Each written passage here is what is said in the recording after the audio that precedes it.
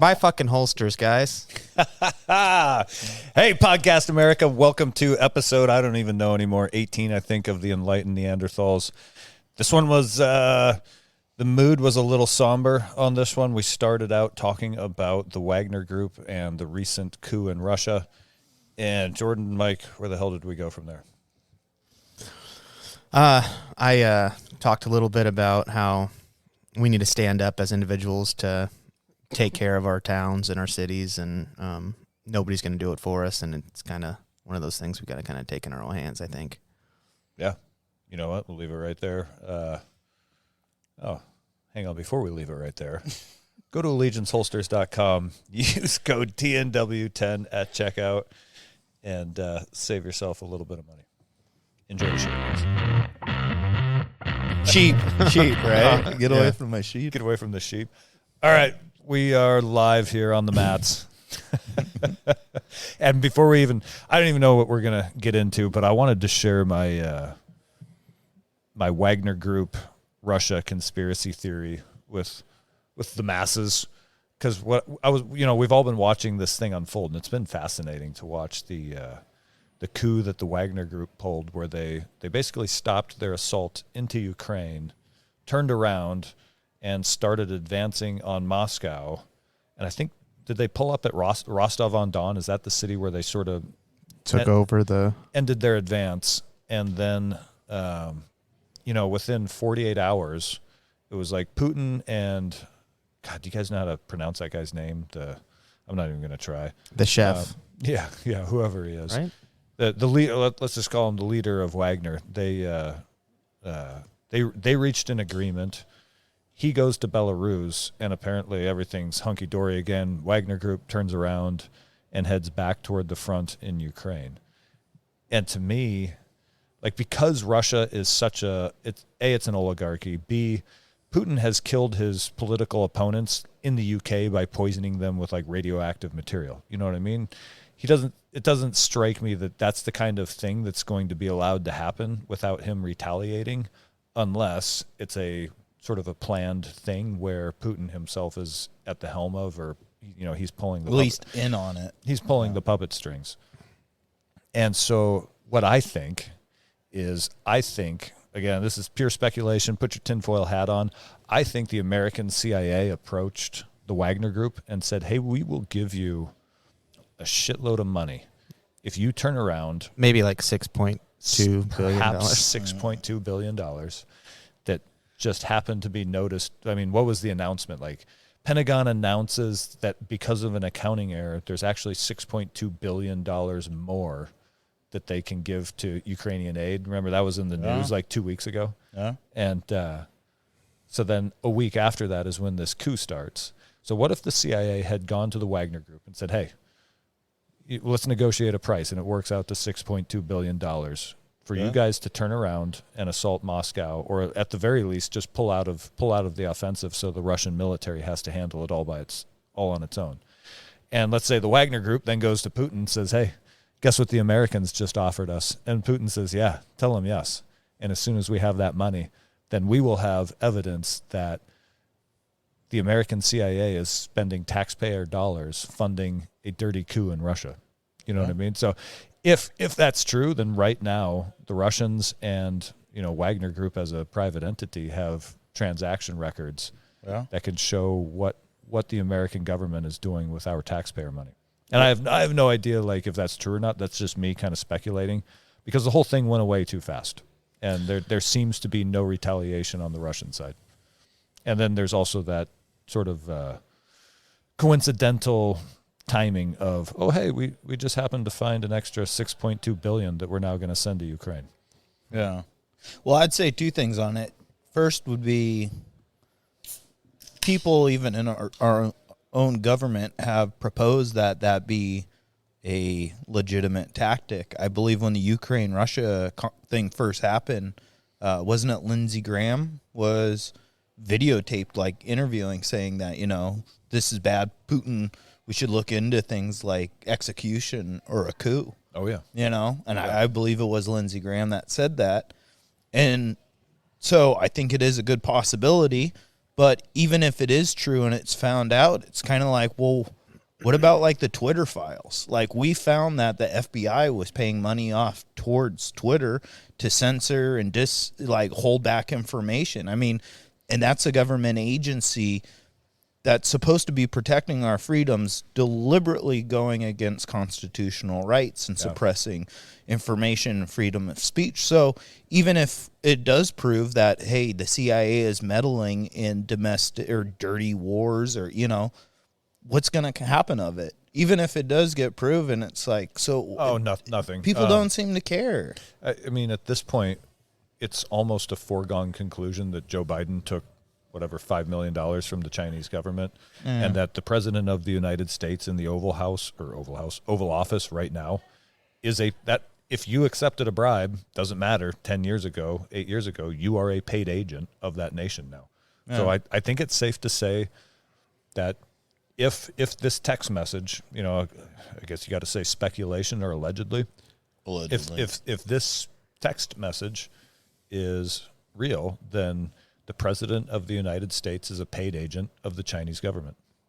That's fucking wild. Don't you think It's not.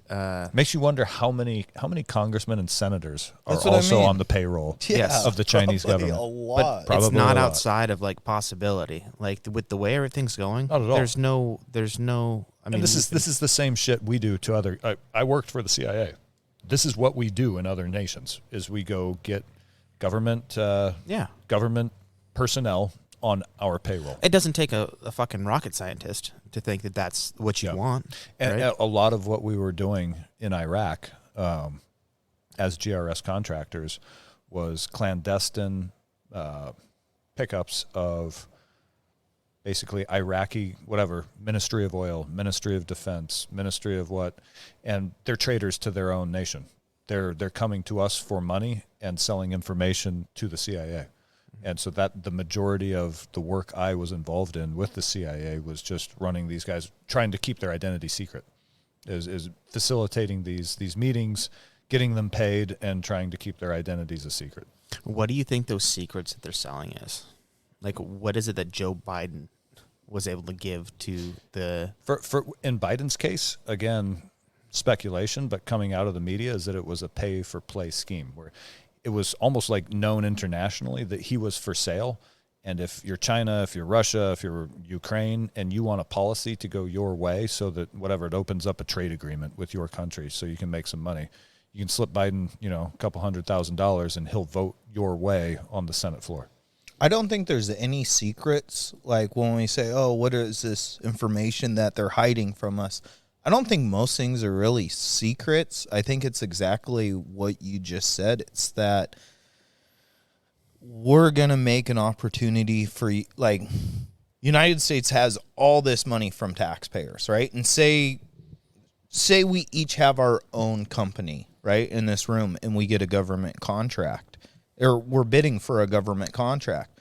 Well, if one of you guys is, being paid off by a certain company to go with them, so say we're bidding on building out a new road and a company comes and says, hey, we'll guarantee you all of this work and you can charge whatever rate you want, but just make sure that you don't go past Snohomish County. You can do all the government roads, but you don't go past Snohomish County. And it's like, well, why can't I go past Snohomish County? It's like, well, this other guy that I have, he has a special contract, and which, by the way, is how roads get built in Washington State and probably the rest of the nation as well. Is a lot. There's only like 3 state contractors that do all the roads, and it's dirty as fuck. But yeah, that's what I mean. It's just, look at all the military industrial complex and like the Halliburtons of like Afghanistan, Iraq. It's like, I'm sure there's other military companies out there. Yeah. But just to be like, this one wins all the contract. Yeah. It's like, well, I think not bought off, but he's using power. Yeah. And I also think it's particularly egregious when you're selling policy, because your senators and your House of Representatives, they're being paid by the people, to represent, like you vote for them, they're supposed to represent their electorate. They're not supposed to be selling their vote on the open market internationally. Yeah. And that it's treason for one, and it should be punished as such. And that's kind of the punishment stuff we've gotten too far away from in this country. Too far. He won't see a day of jail. He won't see a fine. What was treason? What's that punishable by? Death. Yeah. Mm-hmm. And when was the last time we saw somebody get strung up for this shit? 1800s, probably. Right. And that's what I'm saying. Like, we've gotten to a point in our society where these punishments have gotten too soft, and people are like, "Oh, we don't do that." And like, no, firing squad.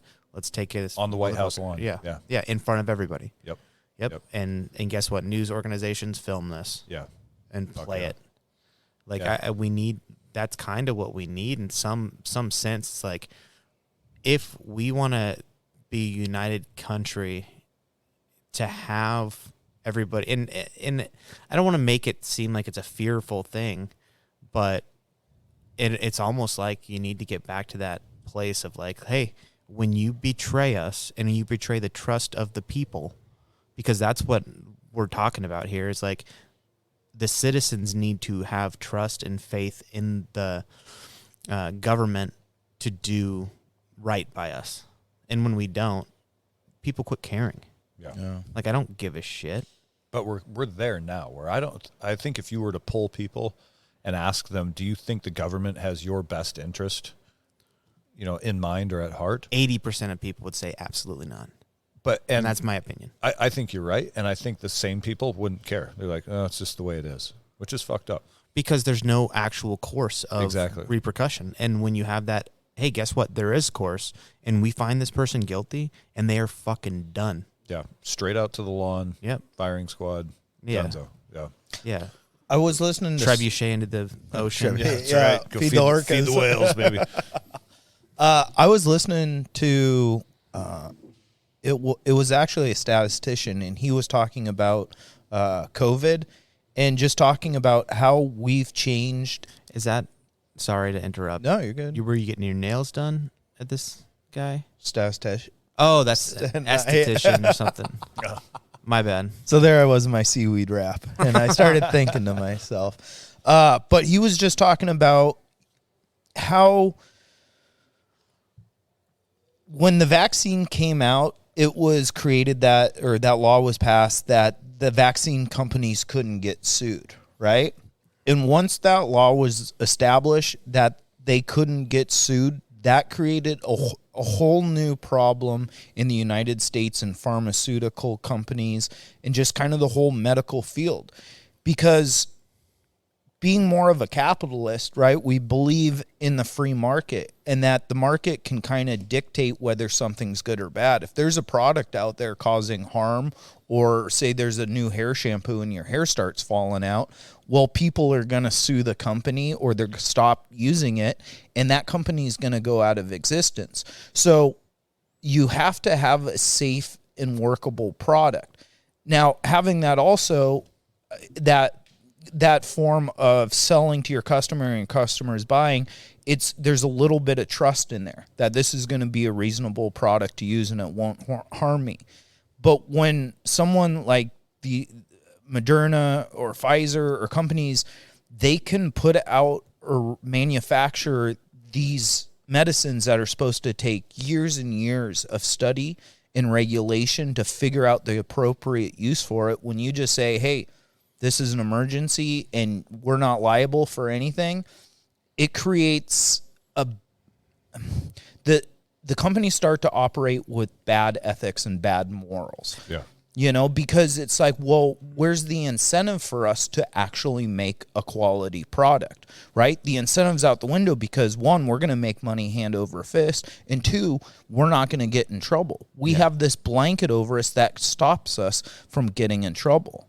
And I feel like government has kind of fallen into that same position where it's grown so powerful, but also it doesn't have the repercussions of the citizens, of the people, of what was supposed to be the news, to rally the people, to rally the voice of America, to get the courts, to get the things to act in the right direction. Now it just seems it's so busy or clogged or congested that I wouldn't mind seeing somebody get tarred and feathered. Yeah. I mean, Yeah, and that's the honest to God truth. Yeah. And if we started having a little bit more of that, It would only you take would a couple. you would see actual fear. Yes. And it's like, no. This is what we are doing now. And guess what? The police force works for us. no. Not the fucking other way around. That might be the most frustrating part of all of this, is that you have the Department of Justice at every level, from federal law enforcement all the way down to municipal, sort of falling in line. And I was thinking about it because, like, the FBI called my house a couple months ago after one of the YouTube videos for Training Northwest, and those FBI agents take an oath to defend the Constitution against all enemies, foreign and domestic.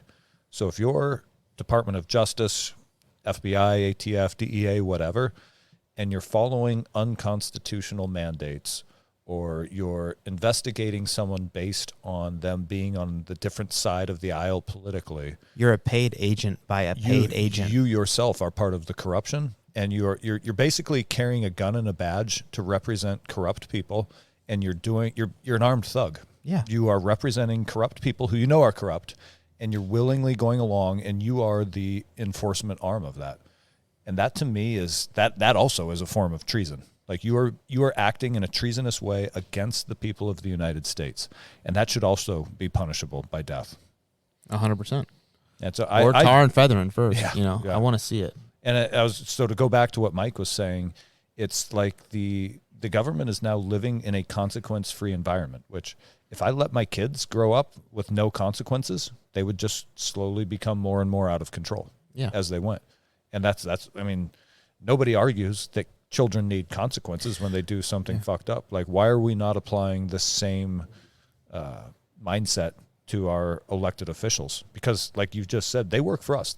We are not their subjects. We pay taxes. We pay for their livelihood. When I start work at 6:00 in the morning, and I'm sweating through my t-shirt by 6:15. Yeah. And I get fucking raped on taxes. Yeah. And I'm going through this huge stressful ordeal right now with Training Northwest, because the accountant we've used for, 10, 15 years suddenly is he's incommunicado. Like, we're worried that he fell, like, terminally ill or passed away or whatever, but we can't get a hold of him. He has all our documents. So it's like, oh, great. The IRS is going to come fuck me, because why wouldn't they? I'm a tax-paying citizen. The IRS is going to be like, oh, yeah, we're going to come get you, buddy. And think about how backwards that is, because those IRS agents rely on people like us going to work producing something to pay taxes, because an IRS agent is not a producer. Yeah. You know what I mean? They don't produce anything that anybody wants to buy or use. They purely Collect. Exactly. They are collectors and they are takers, and they provide nothing back to society. They only take from society, but they'll come get you if you slip up. Just, you know what I mean? Like, send that send that $600 Venmo payment and don't report it. Don't worry that all your elected officials are fucking running rampant with insider trading and hiding money all over the world, down in Panama and in Switzerland and whatnot. If Jordan sends $600 by Venmo that he forgets to report, that 60 cents worth of taxes on that or whatever it would be, then he's going to get fucked and hit with a bunch of fines and threatened with jail time and what, you know what I mean? It's fucking ridiculous, man, and it makes me angry. Well, it seems like they're... And sorry, I'll let you go here in a sec, but I might as well continue this for... That, I think at some point we will get to the point where we're dragging motherfuckers out into the street and tar and feathering, because they're working on collapsing the system right now. Yeah. And if you're in one of these positions where you're a taker and you're actively going after people who work hard and pay taxes, you should understand that they're angry and they're looking at you going like, what the fuck are these people thinking? And at the point where it collapses and there's legitimately very little left to lose, we're coming for you. Yeah, I'm building a fucking chicken coop. You know what I mean? Yeah.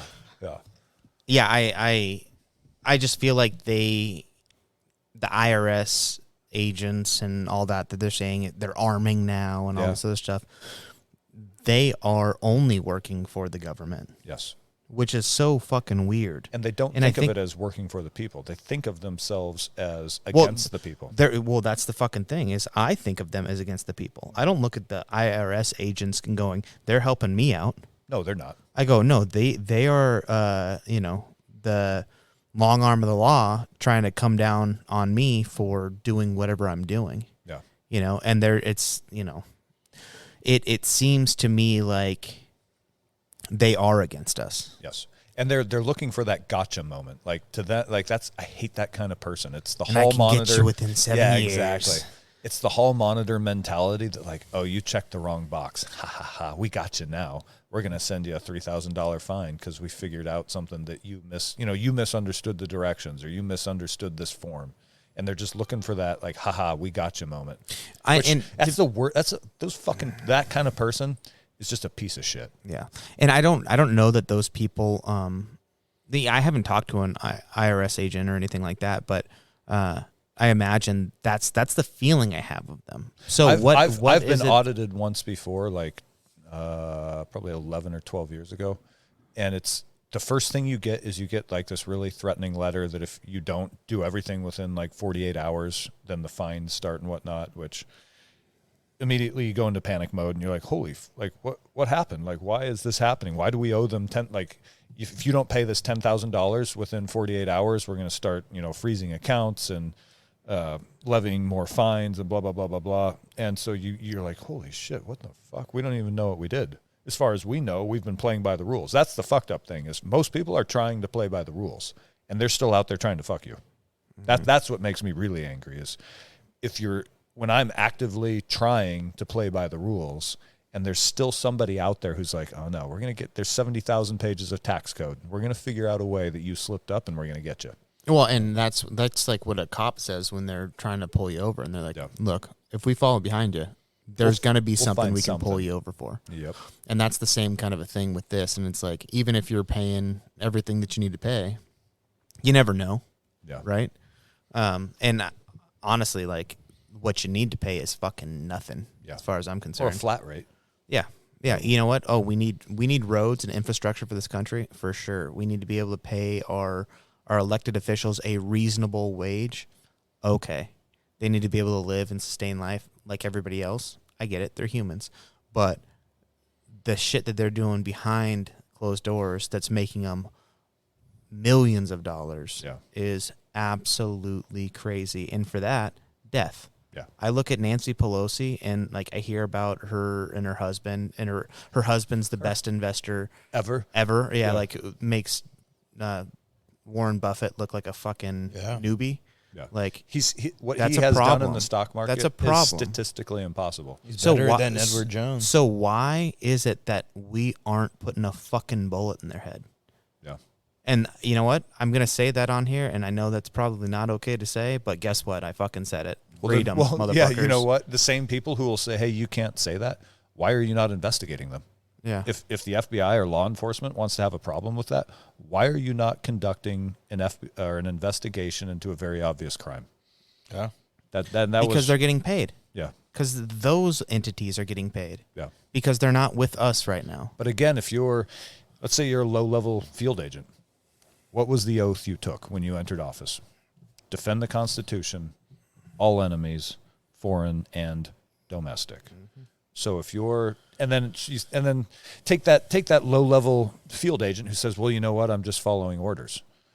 Well, you're following treasonous orders because you're intentionally ignoring something while you go after someone just for a political vendetta. Yeah, this is where the country is like more and more. I'm worried that we're actually going to get into some sort of civil war, which, to be clear, I do not advocate for. Like, that's the last thing we want, but people are getting angry, and the abuses of power are so obvious that it's getting really difficult to ignore. Yeah. Well, then when they said Rome fell, all the citizens felt they're overtaxed and underrepresented. We're not represented at all. Yeah, we are taxed heavily, and I don't believe for 1 second that anybody from Washington State has our best interests at heart when they go to Washington, D.C. to make policy. Yeah. I think they are complete. And I mean, we even know, like, let's say Patty Murray, who's she's one of our senators, correct? Mm-hmm. She is in the pocket of big pharma like nobody else. Mm-hmm. And you can look and see the donations to her campaign, and they're in the, I believe, tens of millions at this point, maybe even hundreds. And the fact that she just keeps getting into office over and over and over again and keeps making decisions that have nothing to do with Washington State or the people who live here. It has everything to do with who has bought paycheck. her. Yeah, who has bought her. No. Yeah, I mean, and maybe people vote the way she's, doing her job. But I highly doubt it. I don't think so. No. Because it was Patty Murray or Tiffany Smiley. Was those our options? Yeah. And I've never been so excited about a race like that. And then when she lost, I was so bummed out. Yeah. Tiffany Smiley would have been awesome. We were out goose hunting, and we're out, and all of a sudden she comes driving through. We were up in like Arlington or something, and there's the Tiffany Smiley bus, and we start blasting off rounds. Just, yeah, as her, her bus is driving by, trying to get a picture of it. Go. Yeah, Tiffany. Oh my God. Yeah, it was awesome. And that's what people who live in Seattle think of the rest of the rest of the country. Yeah. I was like, woo. Yeah, she was, she was the soccer mom we need. Yeah. You know what I mean? Like totally. she would have done great things for us. I think. I hope she runs again. She's not like she's old. She's our age, I think, or my age. Yeah. No, she's got a chance, I think. Yeah. I just hope she can do it again, and hopefully we can get her in there. And I don't even know that I trust the elections anymore. I don't. Yeah.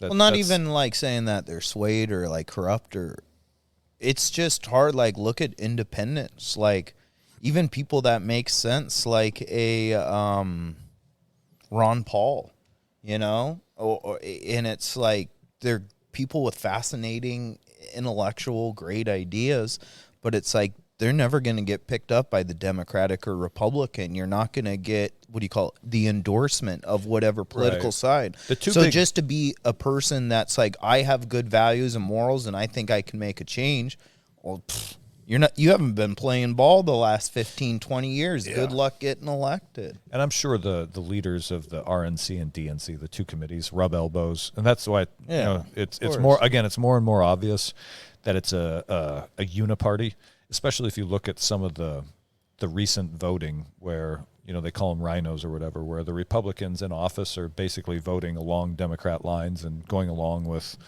whatever's being pushed down from above. And that's also why you have people like, RFK, who he'll have no shot of getting the Democratic nod for the primary. And they've already pretty well chosen Gavin Newsom. Like that's why it's so easy to say Gavin Newsom will be the Democratic candidate, because they've already chosen him. The primary doesn't matter. And, we talked about it before where Bernie won the primary in 2015 or whatever. And they were like, yeah, sorry, buddy. I'm not going to have enough feathers for that. Yeah. That fucking guy. Shit, I forgot where I was going with that.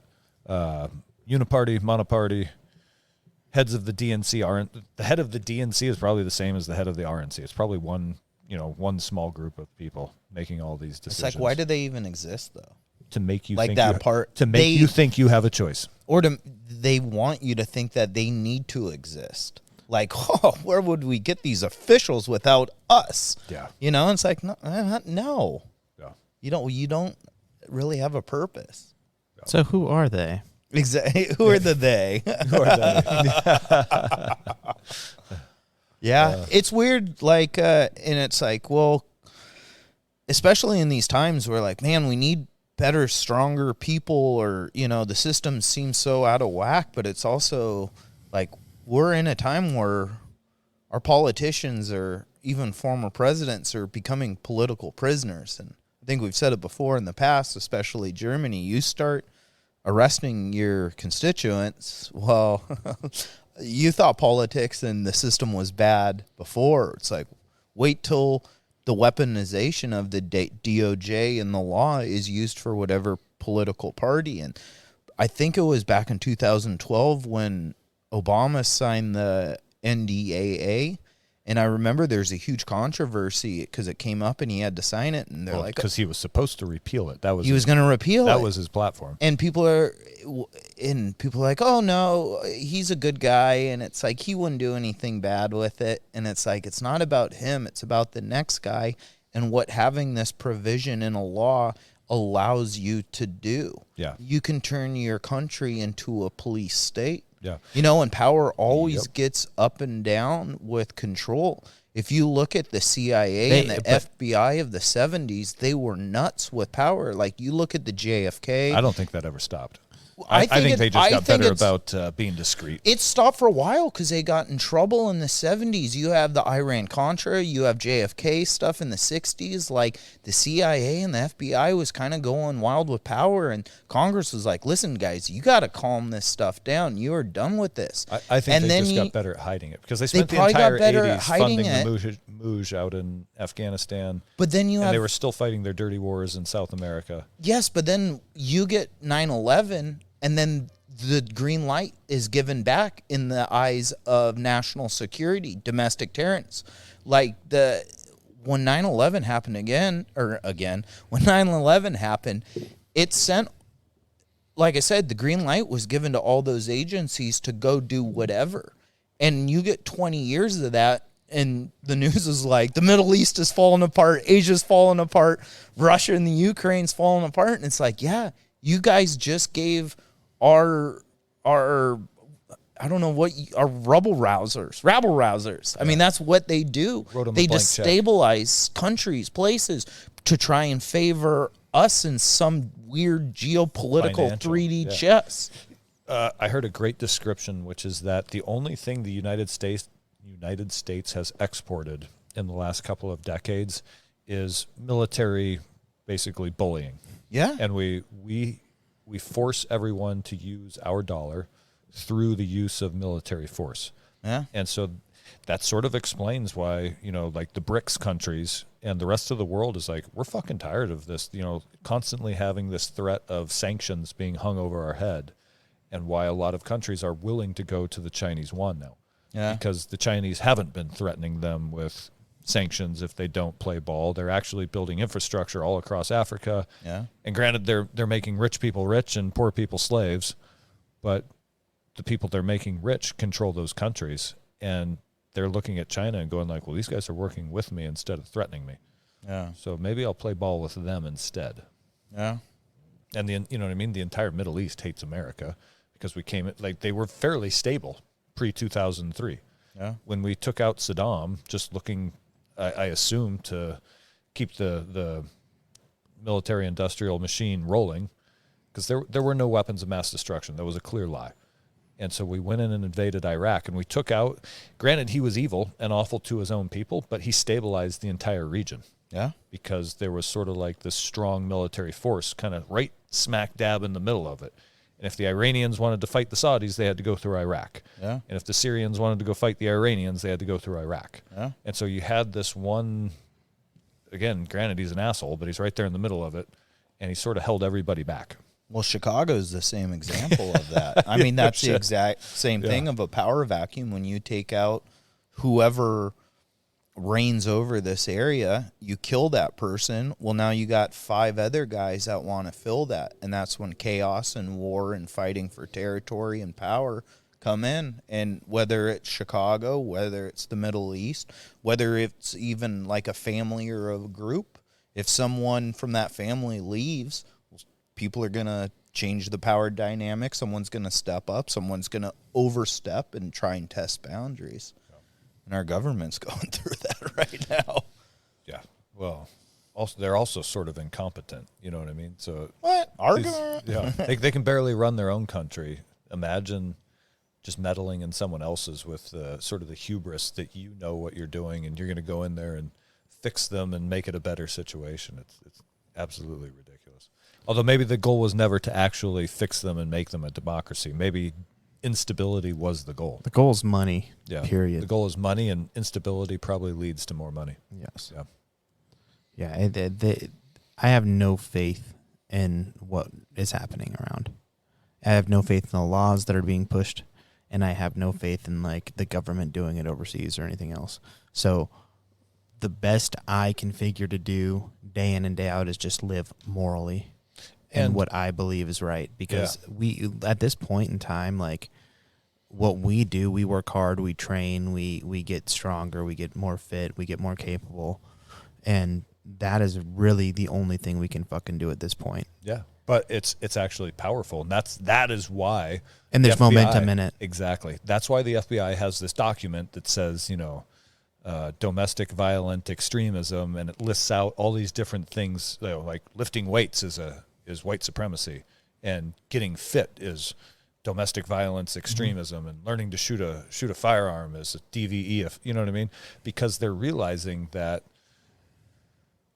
the only motive, like, okay, say you're an FBI agent and you're being told by your handlers that you're going to go close down Electric North Jiu-Jitsu. But you know that Electric North is full of a bunch of motherfuckers who are fed up and they're angry and they're willing to fight back. It's like, oh shit. Your excuse for violating citizens' rights is, well, this is how I feed my family. This is how I get my health insurance for my kids. Like, okay. Well, now you're being forced or faced with a situation where this might cost you your life because, oh shit, these guys they've said, like, our backs are against the wall. Like, my back is against the wall with Training Northwest because they don't like what I do. And at some point, they're going to try to shut me down. And then I'm going to have the option, do I allow them to shut down this thing that I've put, heart and soul into for the last year and a half and going to continue to put heart and soul into? I'm not going to let anybody shut that down. Yeah. And you can push me into a corner with it. But again, when you push a tiger into a corner, you're going to get scratched no matter what the outcome is. And I don't think for 2 seconds that there's going to be a scenario where I survive that fight, but I know that I'm going to fight like a tiger in a corner. Yeah. And motherfucker, like, you better bring, I'm 6'1", you'll need a body bag for me and you'll need a handful more.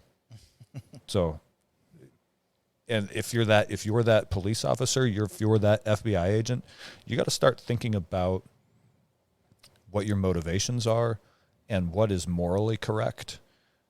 Because we're coming to that point where as the dollar crashes and as the government gets more aggressive using the DOJ, obviously for partisan enforcement, and people get more and more angry, more and more people are looking to increase their own skills and capabilities because they see what's happening. They realize that if they want to continue sort of their way of life, they might have to fight about it.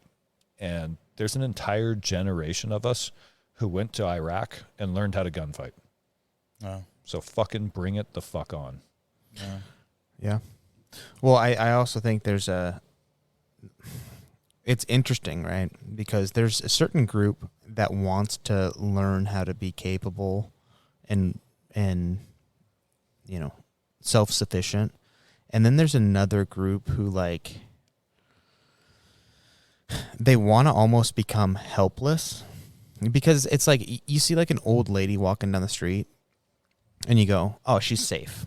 She's going to be safe because who in their right fucking mind would hurt an old lady? Or you see a baby walking down the street. And Except that now who would hurt? We're coming up to this point in society where people just walk up behind women on a sidewalk and punch them. Smack them in the face. Yeah. Well, I understand that. But like there's this like thought process, I guess, of like, I will rely on somebody else and I don't need to be anything and I'm less threatening, and it's better to be less threatening than a capable person with self-control.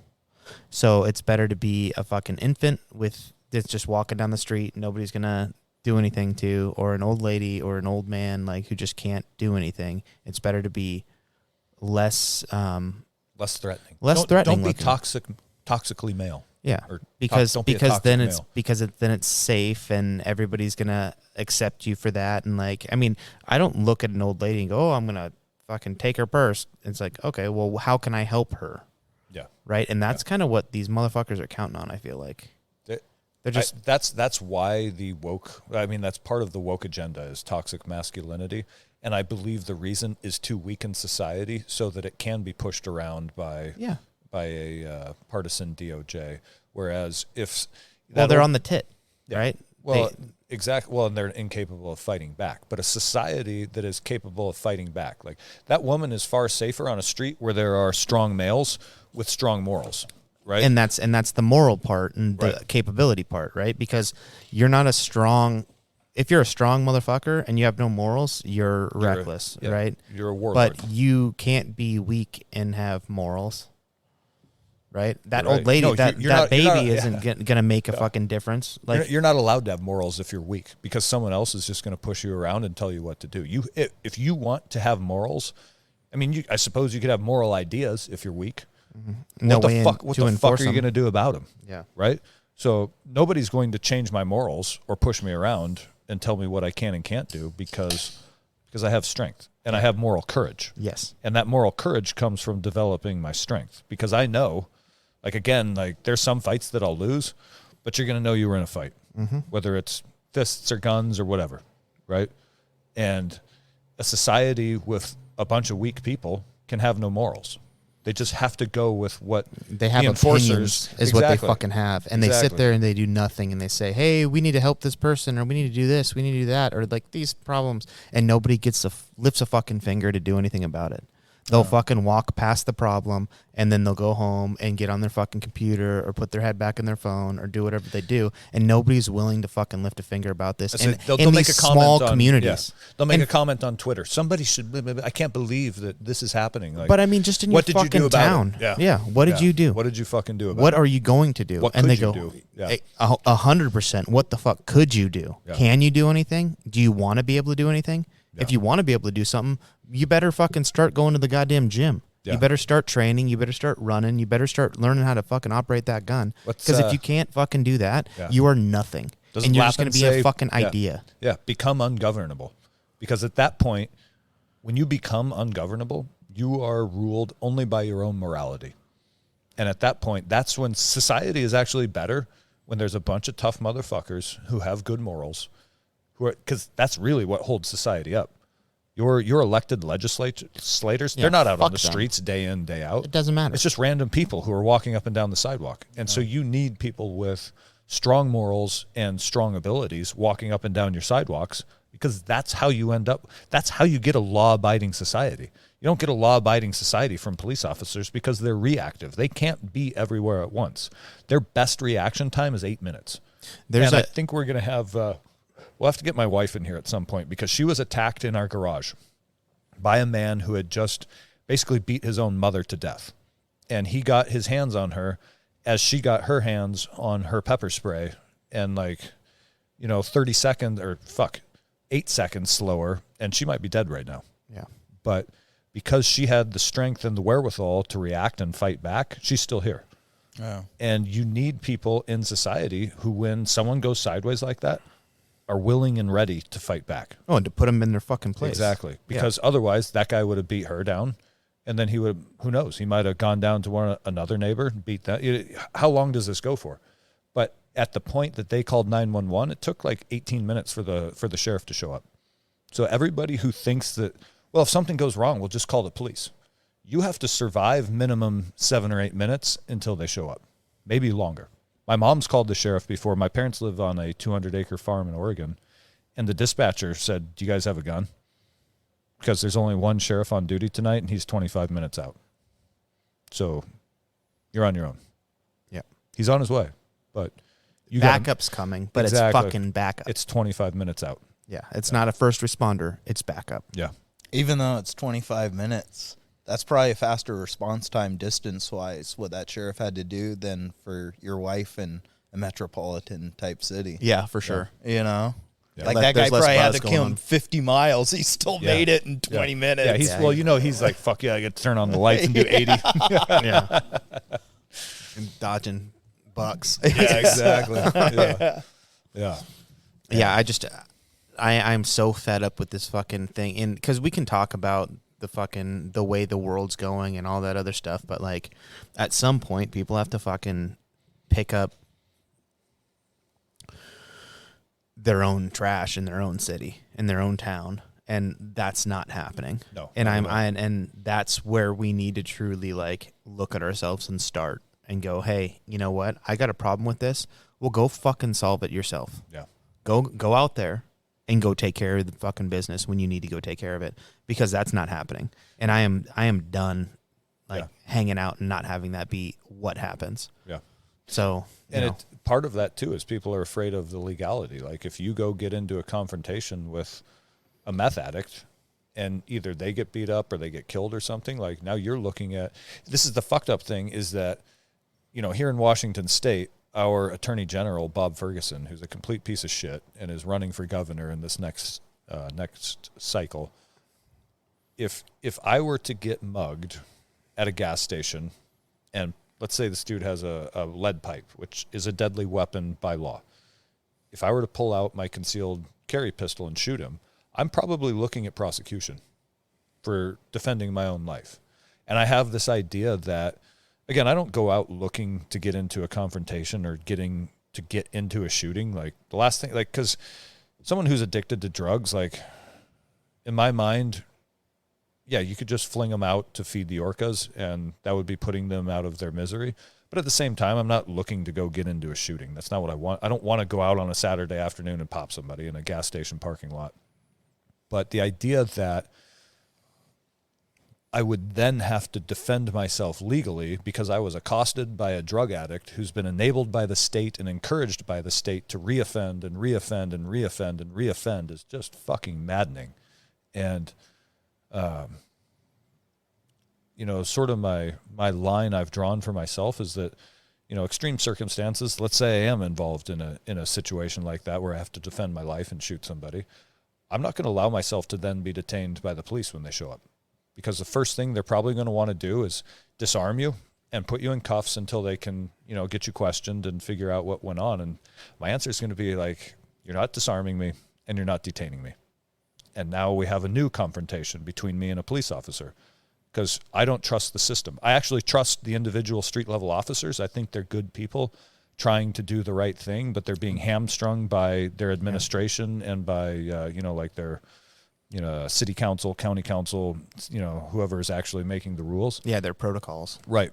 But once they have me in cuffs and detained and disarmed, now that attorney general or prosecutor who's looking to make a name for themselves, or who is, on the left side of the aisle and wants to make a political statement, they're going to come after me and try to prosecute me for manslaughter or murder or whatnot. So my thought is that I will never be detained. I will never be put in handcuffs. I will never be put in a police car, and I will never be disarmed. And like I said, while I support the individual officer on the street, if they want to take a hard stance on that, again, now we have a new conflict. And we might need to fight about that one, because you can put me in a body bag. You can have my meat suit. You won't have my fucking soul. At some point, like, acting moral and being a moral and person is above the law, because the law is changing to me so much that is immoral and not right. And who am I to be the one to say what's moral and what's not, right? But, like, I know what it is for me. And at this point in time, like, I just feel like, obviously, like, it's the Bible stuff that we've talked about, right? It's not necessarily do unto that others. do unto others and treat people is. with kindness and respect and everything that you need from them, and you expect the same from them. But don't be afraid to, when somebody's treating you with disrespect, or your fucking town or city with disrespect, to fucking let them know that's a problem. Yeah. And step up and say, hey, no, we don't do that here. Not in my fucking town. We're done with this shit. And people aren't willing to fucking do that. And I see it constantly. We almost need a return to the Wild West, where slightly you just round up a posse of townspeople and go handle business. And then, like, all right, we got it taken care of. Everybody go back to your farms. Well, nobody bats a fucking eye at it. Nobody cares. I keep dropping the F-bomb. Nobody go for it. Bats an eye at it. This is a fucking episode is what it is. You're gosh darn right. Gee, Willikers. This is the Enlightened motherfucking Neanderthals. I am trying better, Coach, if you're listening. Sorry, Coach. But, it's one of those things where, acting morally, in my opinion, is more lawful than... Yes. It's the law of the land. It's very clear that the And laws we're not have there. become immoral and moral. Yeah, again. You're doing what you need to do, but you need to pay us to do it. Yeah. I need to get, you want to go do your business? Well, you need to pay me this. You need to pay me this. You need to pay me this. Well, why? Because if not, I'm going to put you in jail and I'm going to fine you. Yeah, I'm going to take more from you. It's become more and more outright bribery. It's just it's the mob. The government has more and more just become to resemble the mob, where it is pay for play. Like, hey, here's your tax bill, and we audited you, and you owe us another $5,000, and if you don't pay it, we're going to slap you with this fine 48 hours from now, and if you don't pay that one, we're going to put you in. Oh, we'll send men with guns to your house and put you in jail. Yeah, because you screwed up. You checked the wrong. Like when I got audited 10 years ago, it was literally because we checked a wrong box when I moved my retirement account from one bank to the other. And they came after us for 3 months. And it was fucking stressful. And it was hours and hours of our free time getting documentation together just to finally show that, yeah, we just took this money and transferred it to another account, which they could have looked at the electronic withdrawal and deposit and been like, oh, yeah, you clearly did that. Oh, they did. Yeah. Oh, they know. Yeah. Yeah. Well, this was 3 years ago that they did this. So they got another 5 years before they can do it again, right? I'm just saying, what? Like, if you make it, it wasn't that long ago. It wasn't 10 years. 10 years ago. It was less than 10 years ago because we'll push that next time they do it down the line. Yeah. All right. They fuck you guys. And then the funny thing is that after all that time, they're like, oh, yeah, we actually owe you like $480. Oh, that's hilarious. It's like, you should have been like, I need to open an investigation into this $400, make sure it's not more. Yeah, you go, $480. How long have you been holding that from me? Yeah. Guess what? Where's my? No, I've actually been needing that money, and now it's $4,800. Yeah, funny how that works. They fine you when you're behind, and your refund. There's no tax on that. Well, interesting, guys, because I have a fine for you. I just wrote, and I typed it on letterhead. So guess what? You have 48 hours until we come to your house and smear tar on you. Yeah. Oh my god. Yeah, that's I want to see it. I want to see somebody tar and feathered. Yeah. I'm sorry. I know Mike's sitting here just like, you guys are out sons of of bitches. And I'm like, no, dude, I will go to Bath Bed and Beyond today to go get that. Get some of those My Pillow guy pillows. Just down. They're going to get all hot. It's hot outside, right? Yeah. This goose or duck? Yeah. They just got done putting a bunch of asphalt out there on the road. So, like, where's the tar truck? Where's the tar truck? Boiling it. Where are these guys at? I got enough to do their hands. That's all I got. Like, I got enough to do a couple hands. And that might feel like a spa day. Just a couple of spots on their back where you can put the feathers on and make it look like wings. That's exfoliation when you rip it. In high school, we're broadly off topic, but why not? There's this. So everybody gets their first tattoo, right? In high school. In high school? Oh, well, I mean, people get their first tattoos in high school. They probably do now. And everybody's super excited. In 2008, people were getting tattoos. And some of the worst tattoos I've ever seen were coming out of the senior year. Let me tell you about basic training. And there was one kid named Stuart, and he got a tattoo on his shoulder.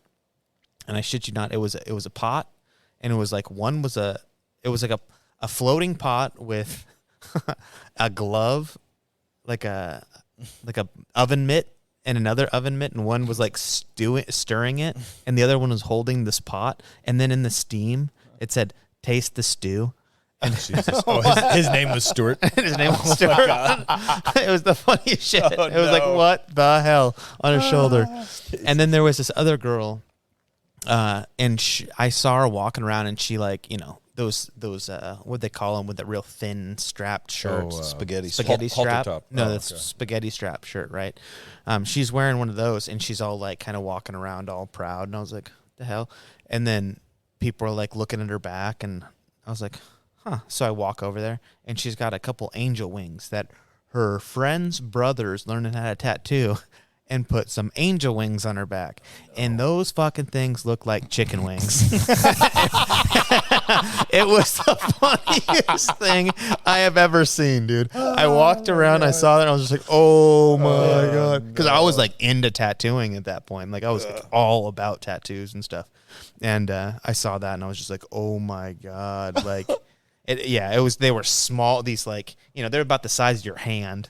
And it was like, what the hell's going on? That's But- a great tattoo for like a big fat party guy. Is Oh, to get yeah. like Victoria's Secret angel wings, but But have just him itty-bitty. chicken thigh, like KFC wings on Oh, each dude, shoulder blade. It was the funniest shit I'd ever seen. The lines are all fucked up and everything else. And she was like, my friend's brother is a tattoo artist. And I was like, no, he's not.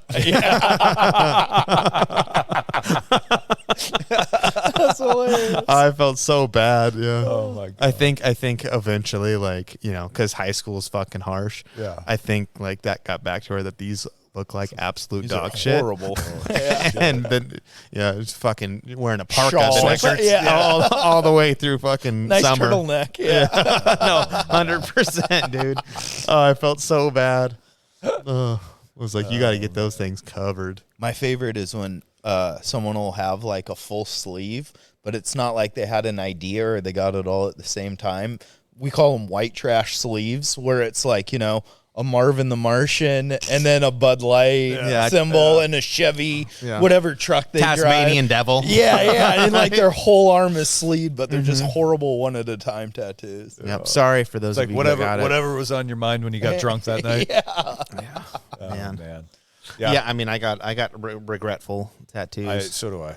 But That could be a great. I have a Chinese character on my chest that supposedly means courage, but every time kids will ask, they'll be like, "What does that mean on your chest?" And I'm like, "Oh, it's an ancient Chinese proverb that's a warning to young men that when they graduate basic training, they should not get drunk and get a tattoo."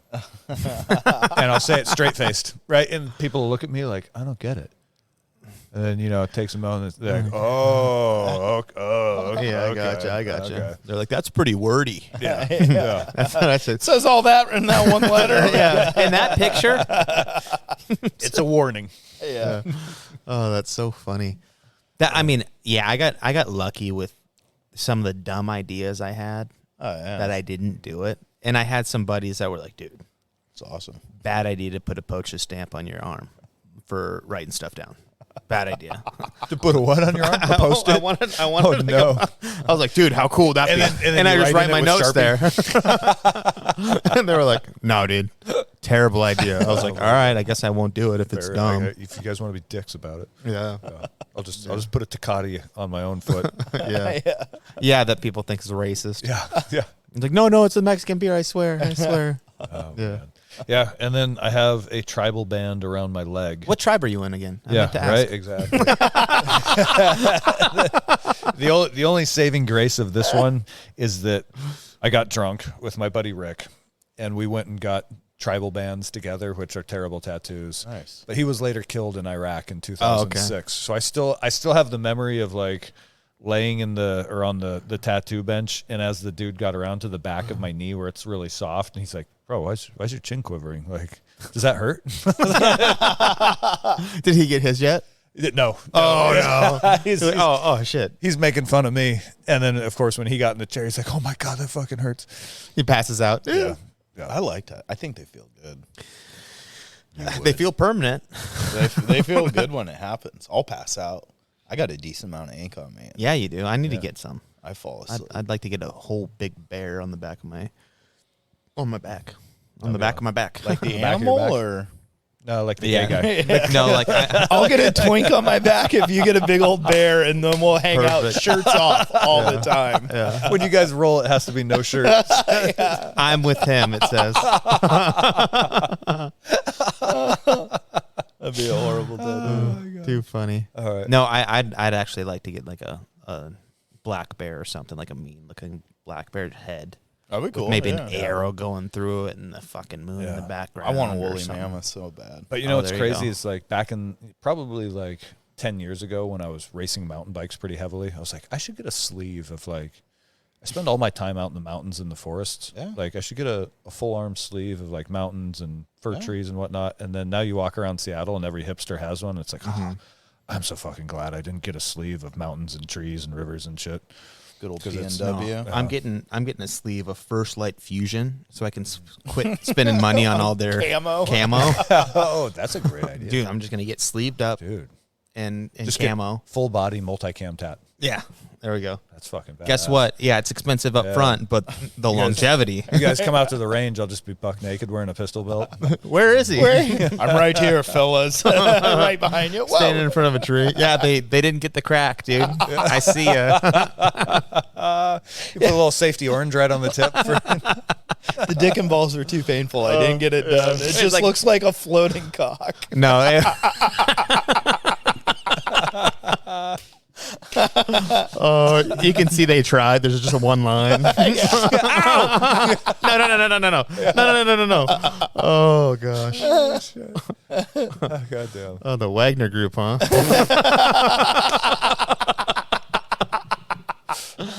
Oh, you know what? That brings up, man. There were a whole lot of guys in Iraq back in the day who were getting the Blackwater logo tattooed on their forearms, which I always thought was wild because that's a private company. Well, and so you're like, it's almost like having like Jordan and I are sitting here drinking Silver City beer. Yeah. Like, what if we had the? Oh shit. Never mind. He's got a Tecate logo tattooed on his logo. No, so okay. So the reason behind this now. The reason fucking shot that all to hell. Great point, Tobes. It'd be like if we did this, like we're fucking retarded. Yes, we are. So the reason behind that is like a bunch of my family drinks Tecate. So my godfather, Luke, his kids, like my dad, we all drink Tecate. So in college, I thought, hey, you know what? I need to pay rent. And my friend Lauren's brother's friend, chicken wings tattooed on your back. he tattooed, so I can too. So I bought a tattoo machine and started giving people tattoos. Do you still have it? No, you know what? I think I might actually if I dig it. No, Mike needs a tramp stamp. Well, I'll do it. No, I don't have one. Well, the thing is like now the machines are like wireless. They have really cool tight setups now. But this was like that. The first tattoo I ever. First tattoo like machine I ever had, Makita I made 18-volt? when I was like 12 years old. Jesus. I thought I was going to be covered in tattoos. I made it out of I took a penny. Then that body hair started growing. I took maybe not. I took a Dremel tool. I drilled a penny, the center of a penny. Then I drilled the outside of a penny, and I stuck the center hole through a slot car motor. Okay. Yeah. So it was spinning, and then I took and put a bolt on from my little tech deck skateboard thing.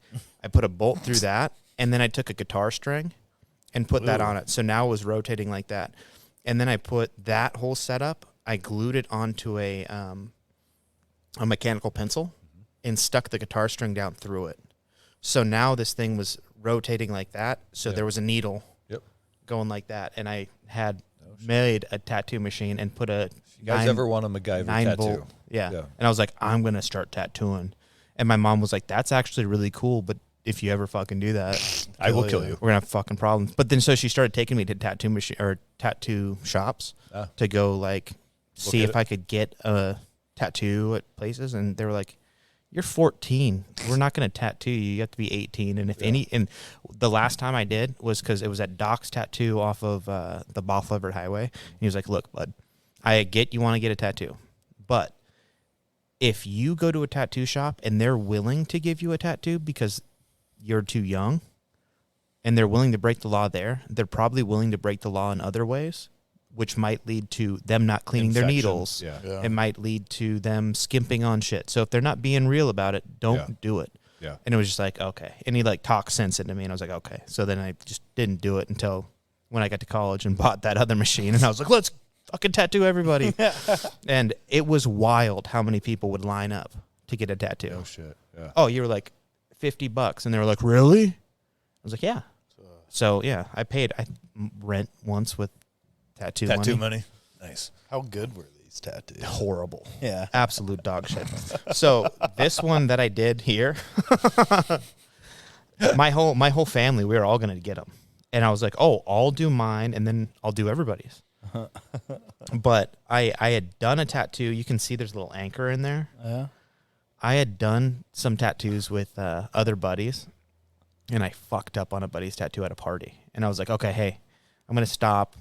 Like, I'm hammered right now. I was drinking, and yeah, we were all drinking, and I was like, I'm done doing tattoos. I gotta I can't do this anymore. I'm retiring because everybody's looking and paying attention to this, and it's like worse because I forgot I didn't put the right size needle in the right size tube. So like the needle was loose, so the lines were all fucked up, and I was like, okay, I'm gonna stop, and we'll revene next week or whatever. And but I felt so bad. I was like, I gave one buddy a shit tattoo, so maybe I'll just let my buddies tattoo my foot, and it'll make me feel a little bit better about having fucked up my other buddy's foot. So I did. I let them do this fucking anchor, and one did like the top part, and then another guy did this, and just so they did it. Yeah.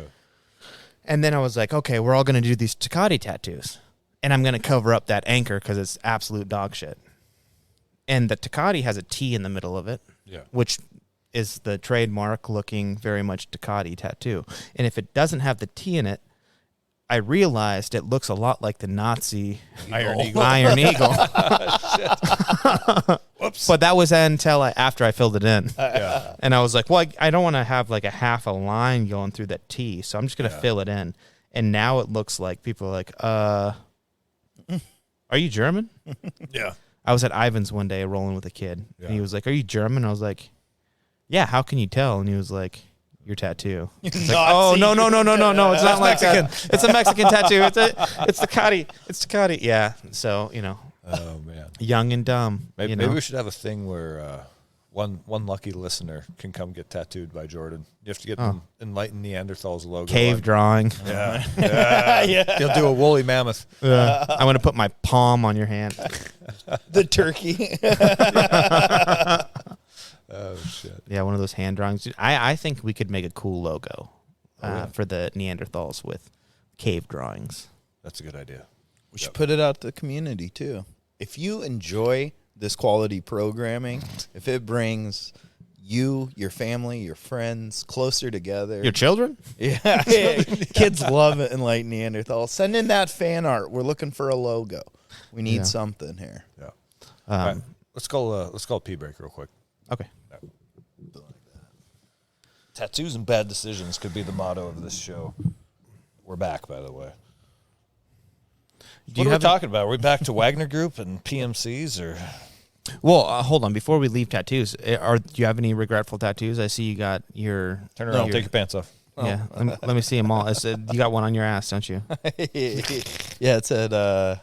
Exit only? Said Kozak. It said Biden-Harris. I don't want to talk about it. That one will live forever. No, I don't have any. I regret. I waited. Better than mine that said Hillary, and fucking that didn't work out. Hillary 2016. Fuck, I got to get it lasered off. My Ross Perot one. Never panned out. No, I don't have any. I regret. I waited till I was older, and I kind of had an idea. And what life was like? Just an idea Hang of a on. theme that I wanted on Are you it. saying you didn't know it all at 22 years old? No. God damn it, Mike. Didn't know it till I was 24 years old. Yeah. And I had a pretty good reign on it and designed it and found an artist. And yeah, but it's there's so much more I want to do. And it was kind of what I thought was in the way how the world worked or how I thought the world worked. And then I thought it was cool to get this whole setup put on me.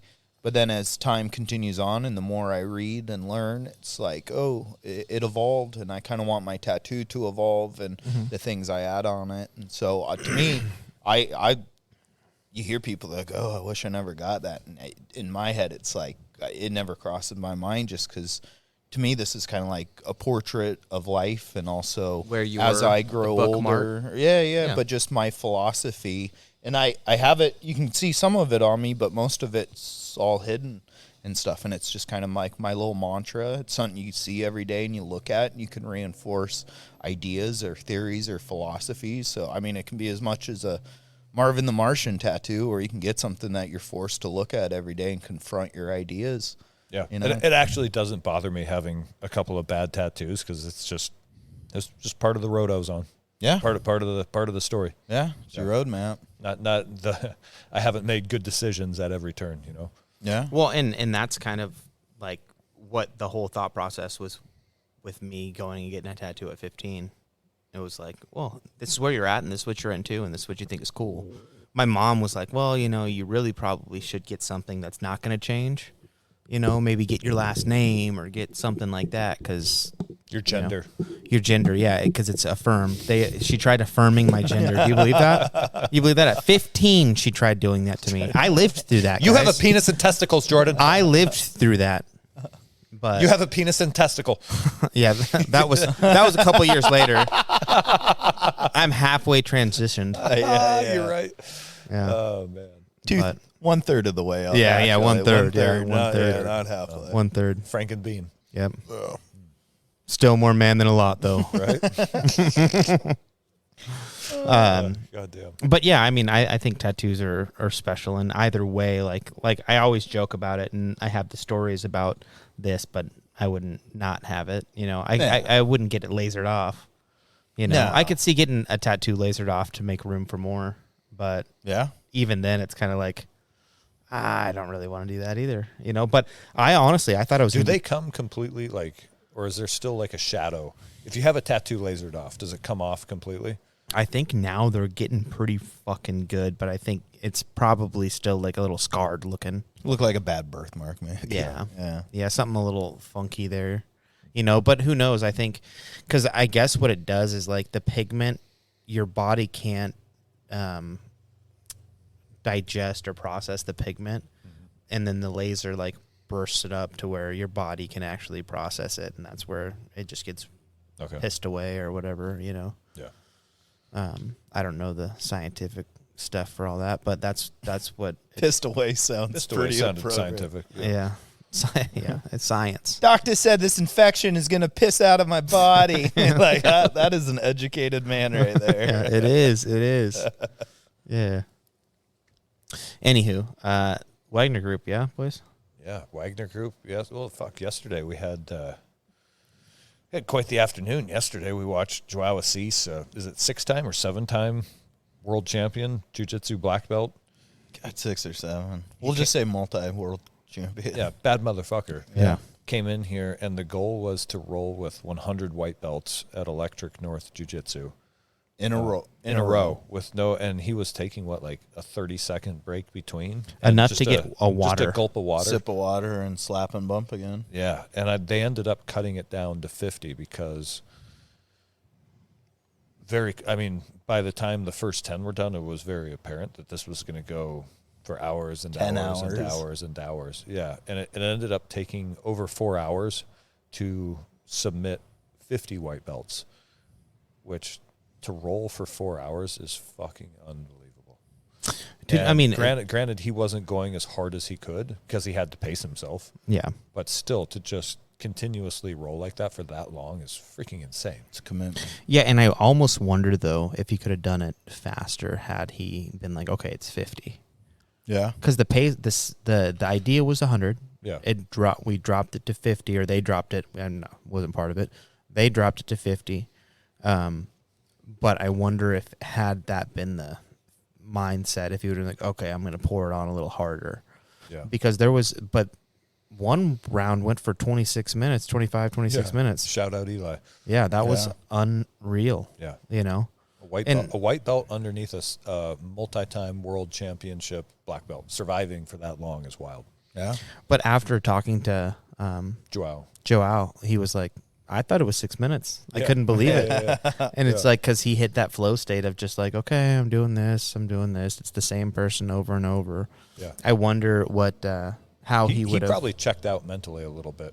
Like when you're, we used to call it droning, when we're on a long overland movement and you've got your ruck on and you've been walking for 12 hours, 14 hours, whatever. It's like your brain just checks out and you're aware of what your body is doing, but you become... Yeah. He had been thinking of a wild shit when he was down, Yeah. Or even, no, Like, man. Did I lock my front door? Yeah. You know what I mean? Like, It's like, you ever go on a big road trip and like you're driving forever, highway and next thing hypnosis. you know, Yeah. it's like, holy shit, a half hour's passed. That's and scary. I don't even really know what happened, but that's the same autopilot. Your body's driven a million times. It knows what to do and what to look out for. And I think you get to be a master at anything, say grappling. And it's like, you just autopilot. I don't even have to be here. Let my brain check out. And that's what they always say, though, is such a refreshing thing about jiu-jitsu. It's like, if you come here with all this stuff in your head and all this bullshit about work, taxes, relationships, stuff like that, and you're trying to grapple and survive and really do well, you're not going to do very well if your head's not in the right place. So it is kind of nice to come up here and you put that gi on and you slap and bump, and it's like, I can let myself kind of go on autopilot, and it's, even though you're fighting another person, it's actually really relaxing and just, it's kind of calming in a way, just because you don't have anything else to think of. You don't have to think about anything. At that point, you're just reacting to what happens and applying your skills to the situation. No, that is part of what is. It's interesting to call like jiu-jitsu relaxing, because a lot of people who would come in for their first time would be like, I don't know what the fuck you guys are talking about, but you're right. Yeah. And there's something about sort of almost going like catatonic, although not to the point of like losing bodily control. But I can even remember back to high school, like all the best plays I made in like just bullshit high school sports, my brain wasn't engaged. It was almost like I was an observer watching my body. Hold on. Because, this is kind of what I preach with Training Northwest, is that you have to do so much repetition that everything becomes subconscious. Because if your brain slows you down if your brain is involved. You don't want thinking involved in any situation. You want to be doing everything on a subconscious level where you're almost observing yourself do it. Yeah. Because that's when you do things really fast and really well and really fluidly and smooth. And this is something, though, I want to, before I forget about it. Yeah, go ahead. You said bullshit high school sports. And the reality is, bullshit high school sports is the pinnacle for 90% of Americans. Yeah. Right. And at the time that you're 16, 17 years old, it's the most important thing in your life, right? Well, yeah, but so you're giving it everything you got. Yep. You're trying, but or I think you're giving it everything you got. That, a lot of them don't. Like it was extremely important to me to be good at football when I was 15, 16, 17 years old. Up until the point my senior football season was over. Yeah. And I think that's a good thing, because it gave, like, I was constantly down at the field during the summer on my own time, just practicing my back pedals and all the free safety, like back pedal, take a quarter turn and run, blah, blah, blah, blah, blah. Mm-hmm. Gave me direction, always lifting weights, always something to focus on when I was a kid, like a goal. But as soon as you leave high school, and like I joined the Army and get to the Ranger Regiment, and quickly I realized that, playing for the high school varsity team, it's everybody. Like literally everybody in this building was the star of whatever team that they played on. Yeah. So you go, it wasn't that special. But it was good for you during the time to think that it was special and think that it was something important, because it was important to you, right? And so it gave you something to constantly be working on and focusing on. And the same with jiu-jitsu. Like, nobody gives a fuck that I'm a blue belt at Electric North Jiu-Jitsu, but it gives me something to constantly be kind of working on. Yeah. Yeah. Yeah, it's important to have those things that it's like people say addictive behavior, or addictive personality. It's like, man, I should have like a meth addicted personality, because it's just like, but the things I like to do, it's like, okay, I'll go do jiu-jitsu. Jiu-jitsu is awesome. It's like, well, you could dedicate your whole life to that. It's like, actually, I kind of like hunting and I like guns and boats, so let's go do a bunch of that. And it's like, okay, now you do that. Then you're like, well, I also kind of like gardening and doing this. And it's like, okay, so now I'm going to do this and that and this. And it's like, there's no time for real work. Exactly. Yeah. That's the problem, is like all the cool shit that I want to do in life. Because literally, I'm like, I want to start a beehive. Yeah. I want to get chickens. I'm going to do, tar and feather. I'm going to, do jiu-jitsu. I want to go hunt. All those things that like you could literally find. Your entire day is filled up with cool hobbies. Yeah. Like I got a set of arrows that I haven't made because I'm like too busy. But then at the same time, it's good to be busy. Are you too busy? Yeah, I mean, at a certain point, you can't do everything you want to do. in this traditional world that we live in. I mean, you got to go to work. That's why the grind bothers me so much, is that I'm up it's an 11-hour day door to door from alarm clock until walking back in my door in the afternoon is 11 hours. Yeah. And it's things that I'm not passionate about. No. And so It kills your soul. Fuck. Here we go. And by the time I get home, I'm tired. Now I need a nap. I'm 43. I like to take a 30-minute nap when I get home. Now it's 12 hours. Yeah. Now I'm like, okay, I've got a few hours left in the evening. I've got kids, family, responsibilities, and then it's time to go to bed. And my body that I need to take care of. Yeah, and then that Christy thing of like everyone, I remember saying like a lot of her clients were very successful in other areas of their life, but their health wasn't given to them, or they didn't take priority of their health. And I thought that's very true, because like just trying to find this time to do hobbies, and it's like Jordan and I don't have kids. We have dogs and women, but it's like it's easy to say I need to take my kids to soccer practice. I got to cook extra food. I got to clean the house because no one else is going to do it. And then you start to neglect yourself like that. Yeah. You're the last person on that priority list when you should be putting yourself first. Yeah, and I'm not perfect, but I try to make a point of the workout comes first. Like get home, take the nap, and then it's either time to get ready to go to jiu-jitsu. That's another one. Jiu-jitsu is because on a weekday afternoon, it takes me almost an hour to get here. Yeah. And then you have an hour and a half of practice. Probably, you're on the mat for another half hour after practice because you're so fucking smoked that you need a half hour to just sort of sit there and drink some water and recompose yourself before you drive home. And it ends up being like a 3.5, 4 hour commitment. Yeah. Door to door again. Yeah. It's hard to fit it all in there. Yeah. Yeah.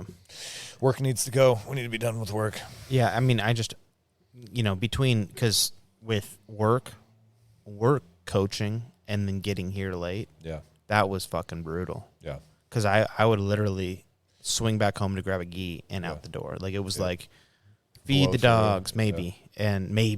Sometimes it's like, hey, these dogs they're too fat. They can go catch squirrels. Yeah. And, but I mean, that's being able to get everything you want done in a day. And then it's like, okay, am I going to shoot my bow today? Or am I going to build those arrows? Or I'm going to do my dry fire drills? Or am I going to do, organize my gear or clean out my garage that needs to get done or finish this chicken coop? Like, there's so much in the day, and here we are bullshitting. Yeah, but it's nice to put time towards hobbies or thoughts like this. Like, I have a friend that's I need this. This is therapy for me. Yeah, but it's also important to push yourself in these type of things. Like, I have a friend that's very successful with business, and he wants to do all the cool stuff, the fun stuff, and get better at things. But it's like he's always busy with work or something else, because work is so busy it pulls him away. Yeah. And he has all the toys. He has the boats. He has, the fun toys, but they never get used. I'll buy them when they're low hours. Yeah. And so it's like, I always think to myself, it's like, I'd rather be less successful and more fulfilled and capable than I would being extremely successful and not having any of the skills. It's like, if someone there's a fine line between that and stress, though, because I'm stressed right now because I can't do the things I want to do. Yeah. But then when a financial burden comes upon me, there's stress in that too. So it's like I have free time, but I'm making ends meet just barely. Or do you go, hey, I got to trim the fat. Yeah. And maybe I don't get that. I'm switching from bottles to cans. You know what I mean? Like, you gotta do your thing. Like, there's certain things that you can dial back on to be able to need less. Because I've said it before, we're in this weird world where there's so many things pulling us in so many different directions as far as products go. That's like, do we really need this? Do we really need that? Like, probably not. We all live a life of luxury. We do. It's like eggs and water would be fine, but we had delicious burritos, this morning that you made before we came here. Yeah, I got 3 grills. In a life of excess. You know what I mean? There's no reason for it, but it's like, but it's fun though. It's a blast. And it's a hobby, and it's something that you work hard to get good. You could get someone to barbecue for us, and it tastes like shit. or something that you've spent time and it's a craft and something that you care about. Yeah. Where that other guy, he's busy working all the time. Maybe you're not working, you're getting a little struggle, but you're able to create a thing of art through food, and it builds community and brings people together. And we've had these cookouts, and just like things like yesterday, something that you've taken the time to do, it matters way more to me having you do that here than being like, oh, I just got off of a 15-hour shift 4 days in a row. Yeah. Yeah. You know? Well, and I think everybody should be trying to build something on the side that is something that they are passionate about. Yes. Right. 100%. So like you look at like where we're sitting right now. At one point, this was just Greg's hobby.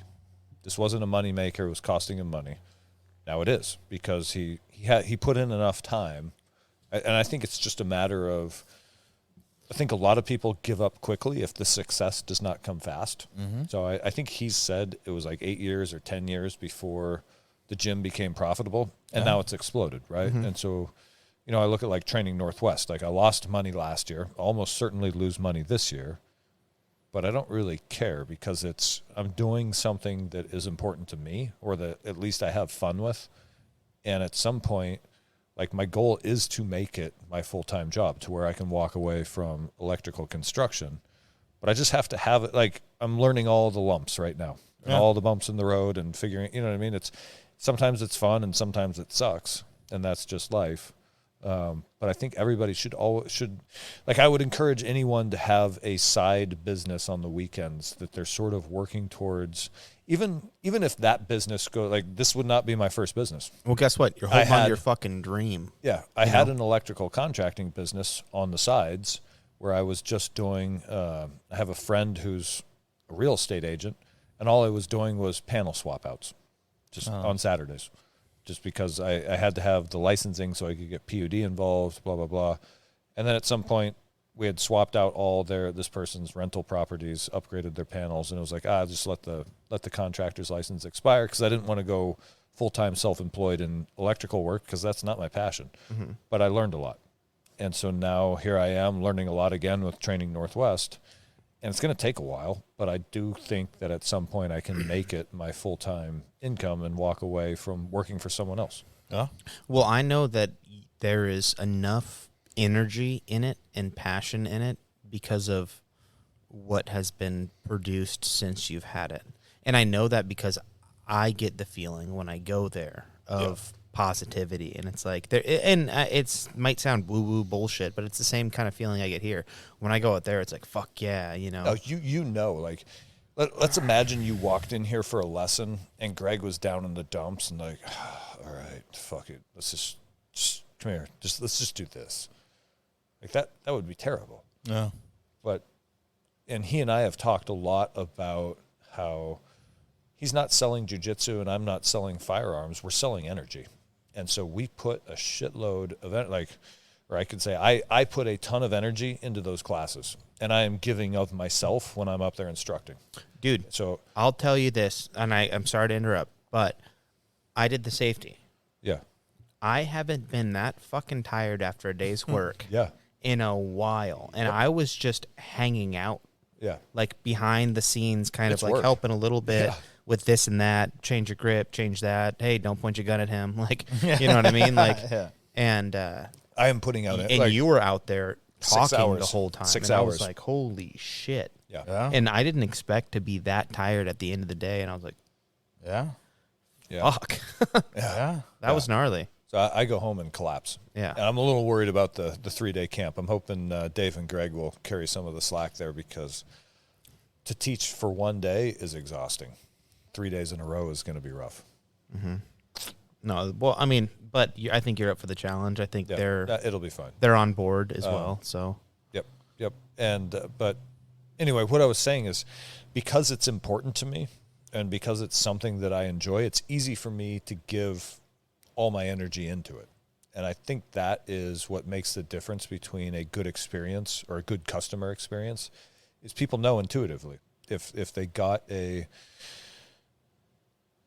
I have yet to have anybody walk away from those classes unhappy.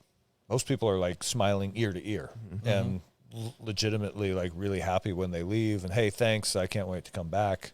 And And I do believe that it's not because of what I teach. It's because of the energy I put into it. But there's also a different level of energy that you're putting into that. I go to work and I put in work and it's like, okay, I'm going to get this done and I'm getting it done. And then it depletes my energy, but it takes it away from me. Yes. And I feel like when you're doing the Training Northwest, or even when I'm there just helping or whatever we're doing, like, I feel like it takes energy away, but it doesn't take it in a way that's like depleting. It's like you feel good. I am stocking this energy. Like this is good. I am glad to be here, and I'm willing to do another fucking 8 hours if we need right now. Yes. And that's where, like, at work, it's like, hey, I'm ready to get the fuck out of here. Yeah. I've never gone over there and been like, hey, I'm ready to get the fuck out of here. Maybe I've been like, I'm ready to go get some food and come back.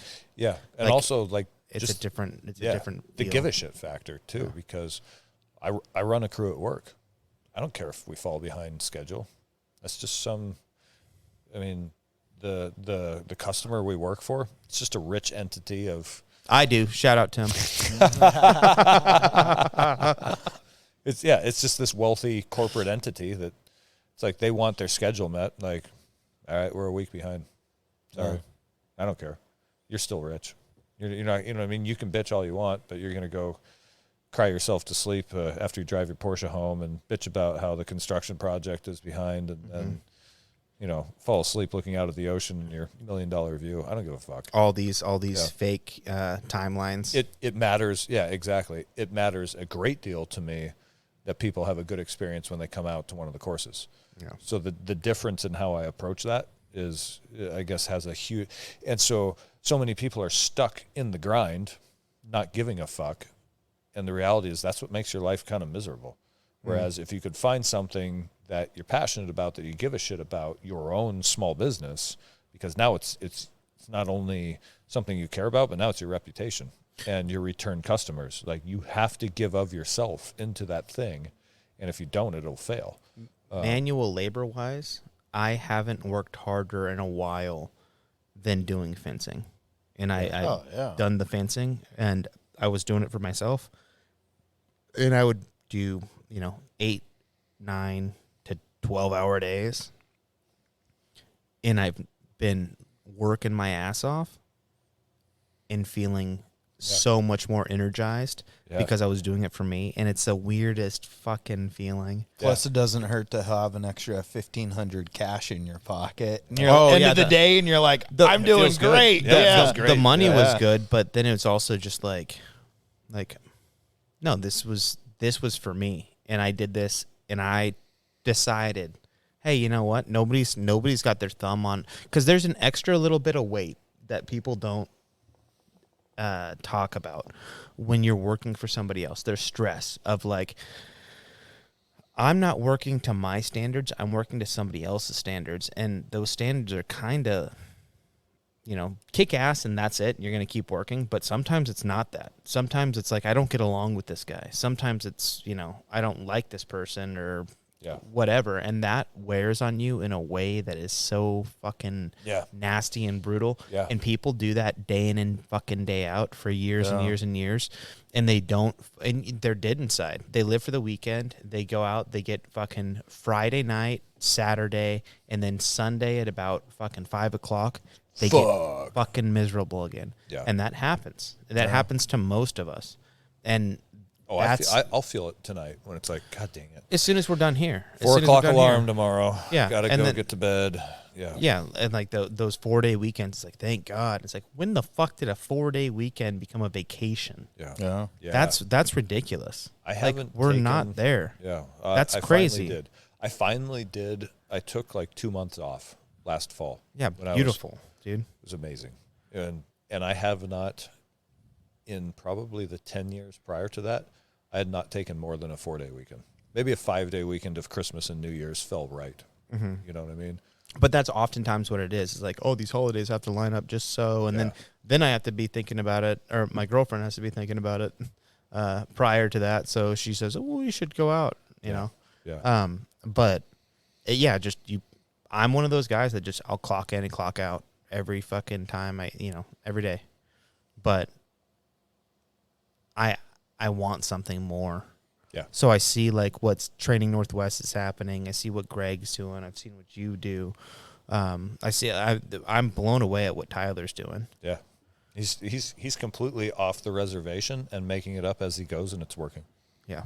But that just goes to show that I'm sure there might be some stress in there, oh yeah, absolutely. you know. But So- he's making it work on his own terms, and it goes to show that sort of uniqueness, I think, is what people really want, because as the world gets more and more kind of cookie cutter, everything's on Amazon, it's all the same. You know, having things that are one-off and unique, whether it's a physical object or an experience. People can tell quality. Yeah. Is people, I think more and more the value of not being mainstream is going to come into play. Yeah. Yeah, small business stuff. I mean, you get things on Amazon and you go, this is cheesy Chinese dollar store bullshit. Yep. And we're getting fucking inundated with it with every aspect of life, and that's getting right down to our experiences, like you said. Yeah. I'll go back to my Gransfors Brook hatchet. It's my prized possession. Simple tool, well made, out of high quality steel and a fucking wooden handle. But also, if you know what I mean, if all you did was make high end axe heads, there's a market for that. oh yeah, And- Well, guess and what? I'm That sure- company, that's the Yeah. oldest fucking company, Forge in Sweden. Yeah. It was like founded in like 16 something or fucking something like that. damn. That company's been around forever. Yeah. It's older than the U.S. Yeah. But Yeah. and they've been making fucking axes. yeah. Yeah. No How shit. many trees do we got? Yeah. You know what I mean? Like, Yeah. how much wood? How much wood could a woodchuck chuck if a woodchuck could chuck wood? A lot, apparently. Yeah. As much wood as a woodchuck could chuck if a woodchuck could Let chuck me. wood. I'm gonna look that up. Sorry to look at my phone, fellas. Looking at Gransfors Brook, like founding date. Yeah. Yeah. Oh, damn it. I lost my train of thought. What do you got, Mike? You were looking. You wanted to say something. It's funny you guys talk about how things of substance have more value, like instead of a cheap Chinese plastic thing, like something Or I think the experience. leather. The experience has value. The experience of it, but then it's like you also see like hipsters jumping on this bandwagon. Oh, God. And I feel like it's like you want authenticity, and you can take something as nice as coffee, which can make Yeah, for but a they're good- gatekeeping, bro. yeah. They're gatekeepers, bro. But like they'll, you go to a place and they have like the leathered strapped apron with like a canvas, for Well, the craftsmanship. apron. Yeah. So- but they kind of try and, even though they're like, oh, we just get our beans from, this is Folger's gourmet, but they're trying to sell that experience. And you see that people want that now when everything's a big box store or see a it in coffee a conglomerate lot. of chains. Yeah. You see more people, like people that, oh, this is a unique kind of individual thing, but they're just kind of jumping on that bandwagon Churching because it they up, know yeah. people want authenticity. We've had too much, your giant, your Kraft, your GM, your GE, your just these big, huge conglomerates. You want something with authenticity, some Local. style. Yeah. And that's the beauty of like just craftsmanship and everything, because like there's something special about like, hey, I got a knife down the street from a guy who has been forging knives for the last 25 years of his life, and he's been trying to figure it out, and he's been grinding like everybody else, but he's been making these knives in his fucking garage, and he's just been hounding away, and he's making this product. And after this long, people are realizing it, and it's like, holy shit, this guy has a talent for this. No. Like there's beauty to craftsmanship that like is unparalleled, because you hold an object, and that object truly has their energy in it. And I think that's what you feel with Gransfors Brooks products, is like you grab this thing, and it's like there's somebody who literally put their hands on this and made it and looked at it and go, yeah. Well, okay, it's unique here we go. too. It's not stamped. It's handmade. It's like a handmade canoe is going to be No, their completely fucking initials are unique. stamped in them. Yeah. When you look at your Gransfors Brooks, there's fucking a somebody's couple in there. initials, Yeah. and they're fucking stamped in steel. Yeah. Like that's special. And that when you're marking, I'm willing to put my name on this. I put what I had into it that I know to the best of my ability I'm going to do this, and then I'm going to put my name on it for somebody on the other side of the world to hold. Yeah. Like, there's something special about that. But Grand Force Brooks is expensive, and people say that, but it's like, also, guess what? They're turning out some of the best fucking products all over. But don't make no fucking mistake if you can't get on Etsy and have the same fucking thing from a Tyler Stanaway. Yeah. Right up in Stanaway. Stan Wood. Stanaway. It might as well be fucking Stanaway. Up in Stanaway's fucking forge, dude. He could make you something that would drop all of our jaws, and we should be supporting that, and we will be supporting that as soon as he fucking gets going on it. But like, there's things like that like we need more of to go. Hey, I'm willing to spend $500 on a pair of boots that are quality that can be resold, as opposed to $75 on a pair of fucking boots that Throwaways. I'm going to toss in the fucking trash can. Yeah. Like, if you, there's things in life that like that matters, and maybe it's not that, maybe it's like trade or whatever we can end up making happen. But like, I feel like when people put passion into something, whether it be an experience like Toby's given, or not even like a teaching, right? Like coaching wrestling, like, you know, fucking doing anything that you're passionate about, and you can give that energy. Like, I feel like physical objects can hold that. Yes. And if you pass like this, here's this thing that I've created, and people who are truly willing to accept it, they look at it and they go, holy shit, this gives me joy and happiness. And I hold this handle, this knife, whatever it is. And you're just like, holy shit, like somebody fucking. That's a great way of putting it. this. Someone had to create it rather than it got stamped on an assembly line. Yeah. Well, it was created with passion versus created with, I'm here for 8 hours and I can't wait to leave, versus somebody who goes, I'm here for until the fucking project is finished and I love this. Yeah. Yeah, And you feel intent. that. It's the intention that's put into it. Yeah. It's same with food. Yeah. Motherfuckers can make food and fuck have yeah. positive intention. Yep. You know? And it changes everything. Yeah. Yeah. Grandmas cook the best cookies. Why? Because they fucking love you. Yeah, exactly. You're right, bro. That's exactly what it is. Yeah, and that probably is the key to success with a small business, is having that positive intention. And, you know, you can kind of get into like the woo-woo world of shit is, you know, God, like, you know, according to Tyler or actually a lot of people, you can go tell your plants that you love them and spend, you know what I mean? Like literally physically touch your garden plants and tell them you love them, touch your water, tell them you love it. And you can restructure like the molecular structure of it, which is wild, but it's been proven in laboratories. And you're probably exactly right, Jordan. The same goes with consumer products, is you can raise the value of steel and wood by putting intention into it. Mm-hmm. And that will change your customer base. Again, like I charge premium rate for my classes. I don't charge bargain basement rates. I don't ever give discounts. There's never a sale. There never will be, because I put a shitload of intention and energy and all of my sort of, you know, blood, sweat, and tears into those classes. Yeah. And I think it shows. 1868. 1868. My bad. All right, you're off by 200 years. Not much. Oh man.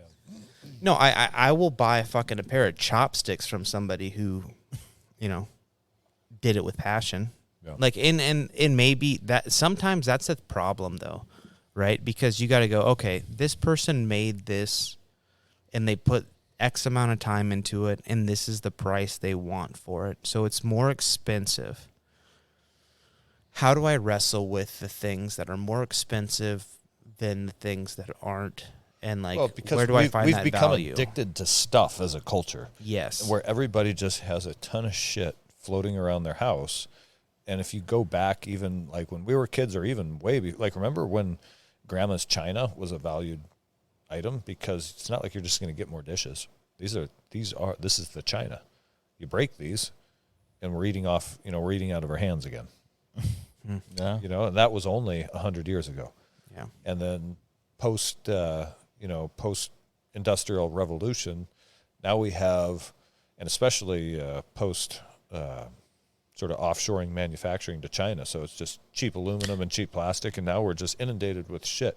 And dude, I get frustrated because I walk through my house, and I'm kind of a neat freak, and there's stuff everywhere, and it's impossible to put it all away because there's more stuff than there is storage space. Yeah. And so it's in piles, and it's like, can we Jen gets mad because I'm like, I'm going to start throwing stuff away. I'm just going to start putting this shit in the garbage and get it the fuck out of here. She's like, no, you're not. I'll just buy more. Like, we have accumulated more stuff than we can store. That's why every time you move, it's kind of cathartic because it's like you purge so much stuff. You're like, I have all this stuff, and I use maybe a third of it. And every time I end up moving, I find myself purging just all this bullshit back to the essentials. Yeah. Was it Marie Kondo, The Life-Changing Magic of Tidying? Yeah, dude, she wrote that book. I mean, the fact of the matter is, like, things have energy. Yeah. And if you touch that thing, and this is, again, woo-woo bullshit, but there's certain things that, like, you find happiness in, and then there's other things that's like, do I fucking really need this? Yeah, it's a good point, man. If you're buying cheap crap off Amazon that comes off an assembly line in China where people are basically working in, slavery conditions, what's the energy you're bringing into your house with that? Yeah, it's bullshit.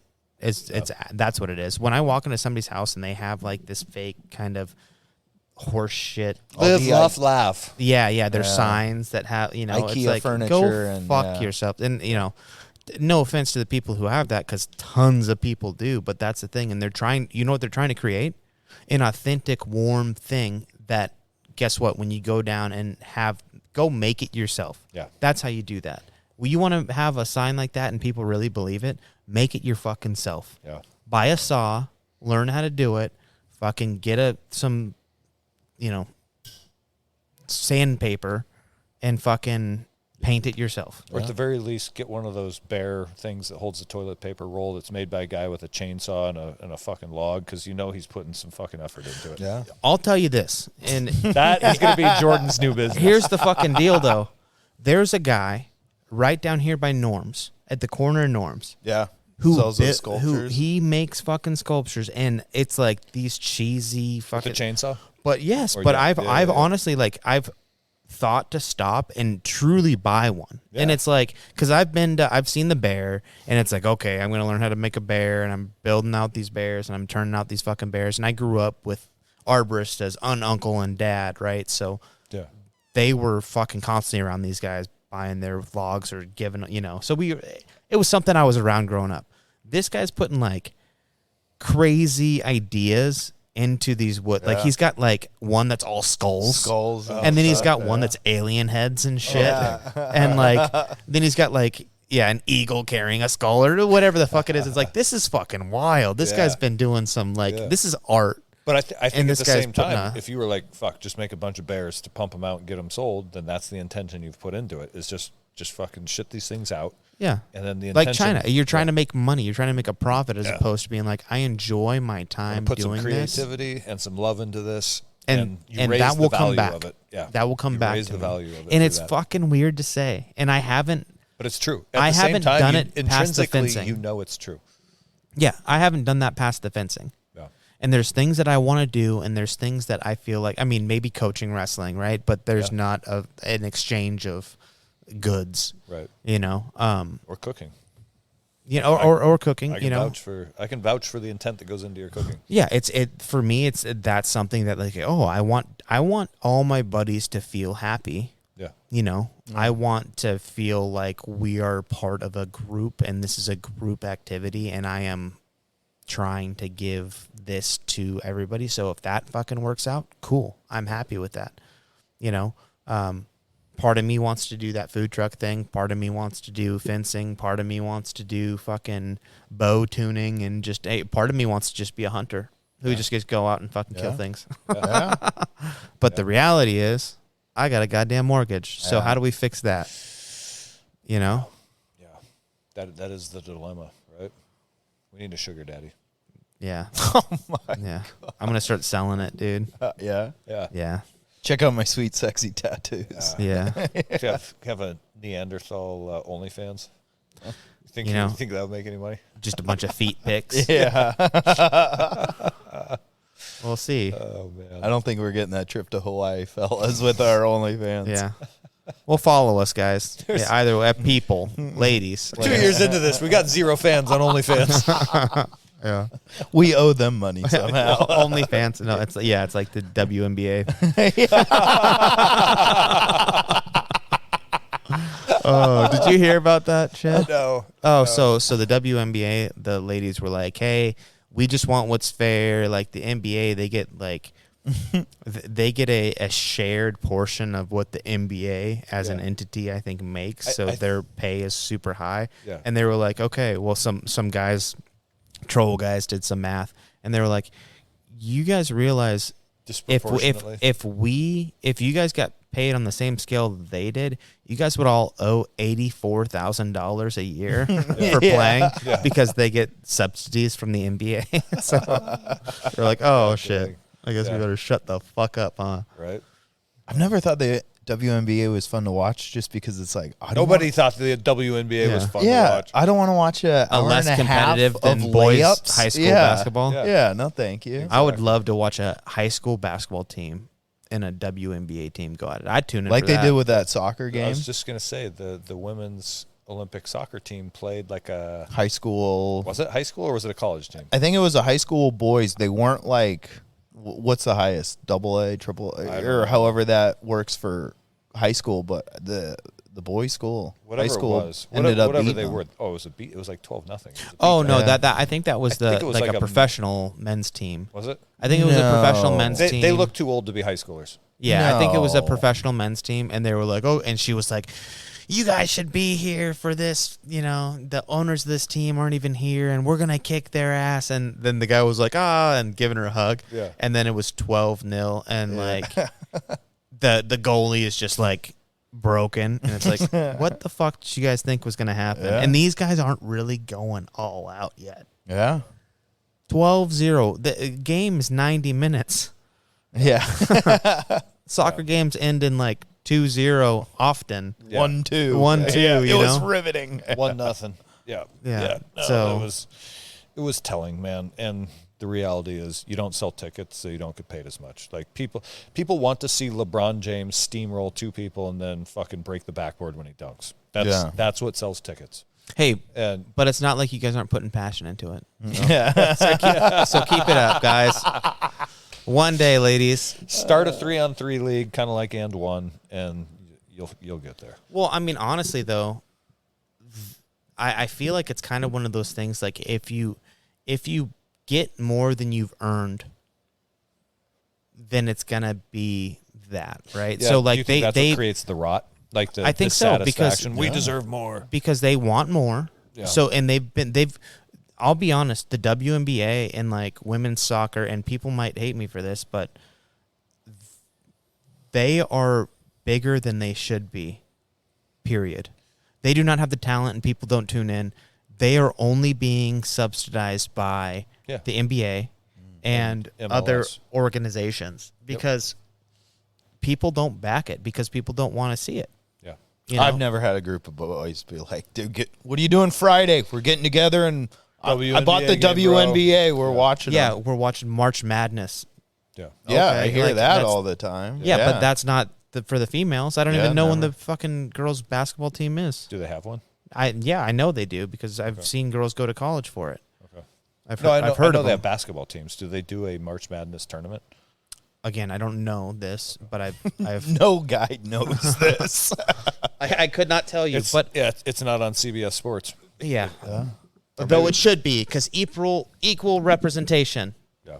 You know, But as much as I Hear hate us roar. watching WNBA, I find myself, I like watching women's MMA almost more than I like watching the men's. technique That's- is Just pretty because good. it matters. Your technical skills are everything. Yeah, they're as technically you know what? proficient as men, and when matched with someone of an equal. Let me push back on this a little bit. Let me push back on this a little bit. Well, hang on. When you're matched with someone of equal size, ability, strength, like You know what I liked more that makes for a is good watching matchup, right? kid MMA. So you tell me. They put kids in a ring like that? Dude, Russia. I've seen like 7-year-olds. Actually, you know what? I went to Fucking- kickboxing in Thailand? Bangkok. Whoa. Yeah, and they were like fucking 12. Yeah. And dude, the speed with they can throw their feet and hands is unbelievable. Oh, they come in here and run a clinic on all of us. Yeah. Oh, dude. And they were getting knockouts through like body shots. Oh, yeah. I was like, wait a minute, you can Yeah. knock someone out by punching them in the abdomen? yeah. Yes, When you Greg can. still had the barn, I always told him, it's like, we need to get a little Thai boy living in there. Easy, Like, dude. just Jesus. teaching, like, Muay Thai get kicks Daniel all all the fired time. up. Yeah. And just kick the shit out of them. Yeah. Yeah. Plant a palm tree God in the damn. back or a banana Yeah. tree and just get that in those little short shorts. That'd be awesome. I don't Yeah. know how to follow that. It's part of the history, gentlemen. Yeah. Get the lotion. Whoa. Yeah, those going to the Muay Thai fights in Bangkok felt dirty because all the athletes are like between 12 and 15 years old, and then there's all these like old Asian men sitting around gambling on it, and it's like, oh, dude, this is like, Sounds awesome. yeah, I don't know, we're man. in like an underground fucking club here, so there's some weird shit going on. I don't think it's like I truly think they're just like, we did it when we were kids. Yeah, you might be right. Yeah, you're probably right. I mean, It is the national Guess sport. what? I've Yeah. seen old men go to fucking rodeos. I don't think that's weird. yeah. But I've also heard of guys that like where they do the bar thing, and all of a sudden they have some like Thai boxer who just comes out and beats the shit out of like white guys who are on vacation. Who wants a shot at the champ here? Yeah, just some Americans that are like, Oh God. hey, Sanchez comes out. yeah, and they're like, yeah, you get $500, and all of a sudden this kid just comes out and beats the shit out of everybody. They're like, I could take him. Yeah, I don't know. That's fun shit though. Well, boys, Yeah, we're already running up on 2 hours. A episode about pretty much nothing. Mercenaries. Yeah, I just we didn't stay on that for too long. that's okay though. I mean, here's the deal. I think what we understand. let me recap in Jordan's fucking language. Let's do it. The Wagner Group is funded by Russia, right? It was made in Russia and is a Russian mercenary group. Well, and you the know what? America people thought, hey, guess what? We're gonna trick the Russians by giving them $6.2 billion allegedly to turn on Russia, because that's a lot of money, and everybody does anything for money. And little did they know, they went, hey, the Wagner Group goes, hey, Pooty, we got $6.2 billion offer from these silly bastards over here. And they go, okay, Take it. we'll shoot a couple more people, make it look real, sell it, and then we're going to stomp this coup out over here. So I think that may have been what you were saying they did. Yeah. And you know what we didn't get to is that the Wagner Group was founded by a Chef. high-ranking officer of the GRU, which is like the Soviet Union or the Russia's FBI. And the Wagner Group is still co-located. Their headquarters is on the same military installation as one of the GRU's special operations units. And then furthermore, again, what most Americans don't grasp is that in countries like Russia, where someone like Putin has such a tight grasp on everything, you don't do anything without his permission. You don't start a PMC group without permission of Vladimir Putin. And so the idea that they were going to turn on, and they also have national pride. Russians have a shitload of national pride, which I think for a lot of young Americans is another foreign thing. And so the idea that they were going to sell out their country, no, they weren't. And they're part of probably a proxy part of the GRU, and I think they just hoodwinked the Biden administration. Is what I think they did. I think anyone could hoodwink the Biden administration. Right? Between Joe and Kamala. Although someone is actually calling the shots, probably Barack Obama and George Soros. Who are they? Yeah, who are they? Who is they? Right, who is this mysterious they? I think they pulled one over, and we're approaching the 2 hour mark. And like I said, we kind of had another roundtable conversation about a whole lot of things. Yeah. Last note, guys, if you like the show, share it with your friends and family because it's been hard to get the word out. And then also go to Apple Podcasts or whatever the platform is called, and also Spotify, and leave us a review because that helps get the show in front of more potential listeners. The fewer reviews we have, the fewer people who are unaware of the show see it. And also, if you guys have anything to ask us or want us to cover anything with our riveting research and knowledge, go ahead and just leave a message on Instagram, and we'll get back to it. Send those subject suggestions, and send Jordan dick pics. Yeah. And you got anything else, Mike? No, I think that last one was about it. Yeah. Yeah. Jordan dick pics. Don't you fucking dare. All right. Bye, everyone.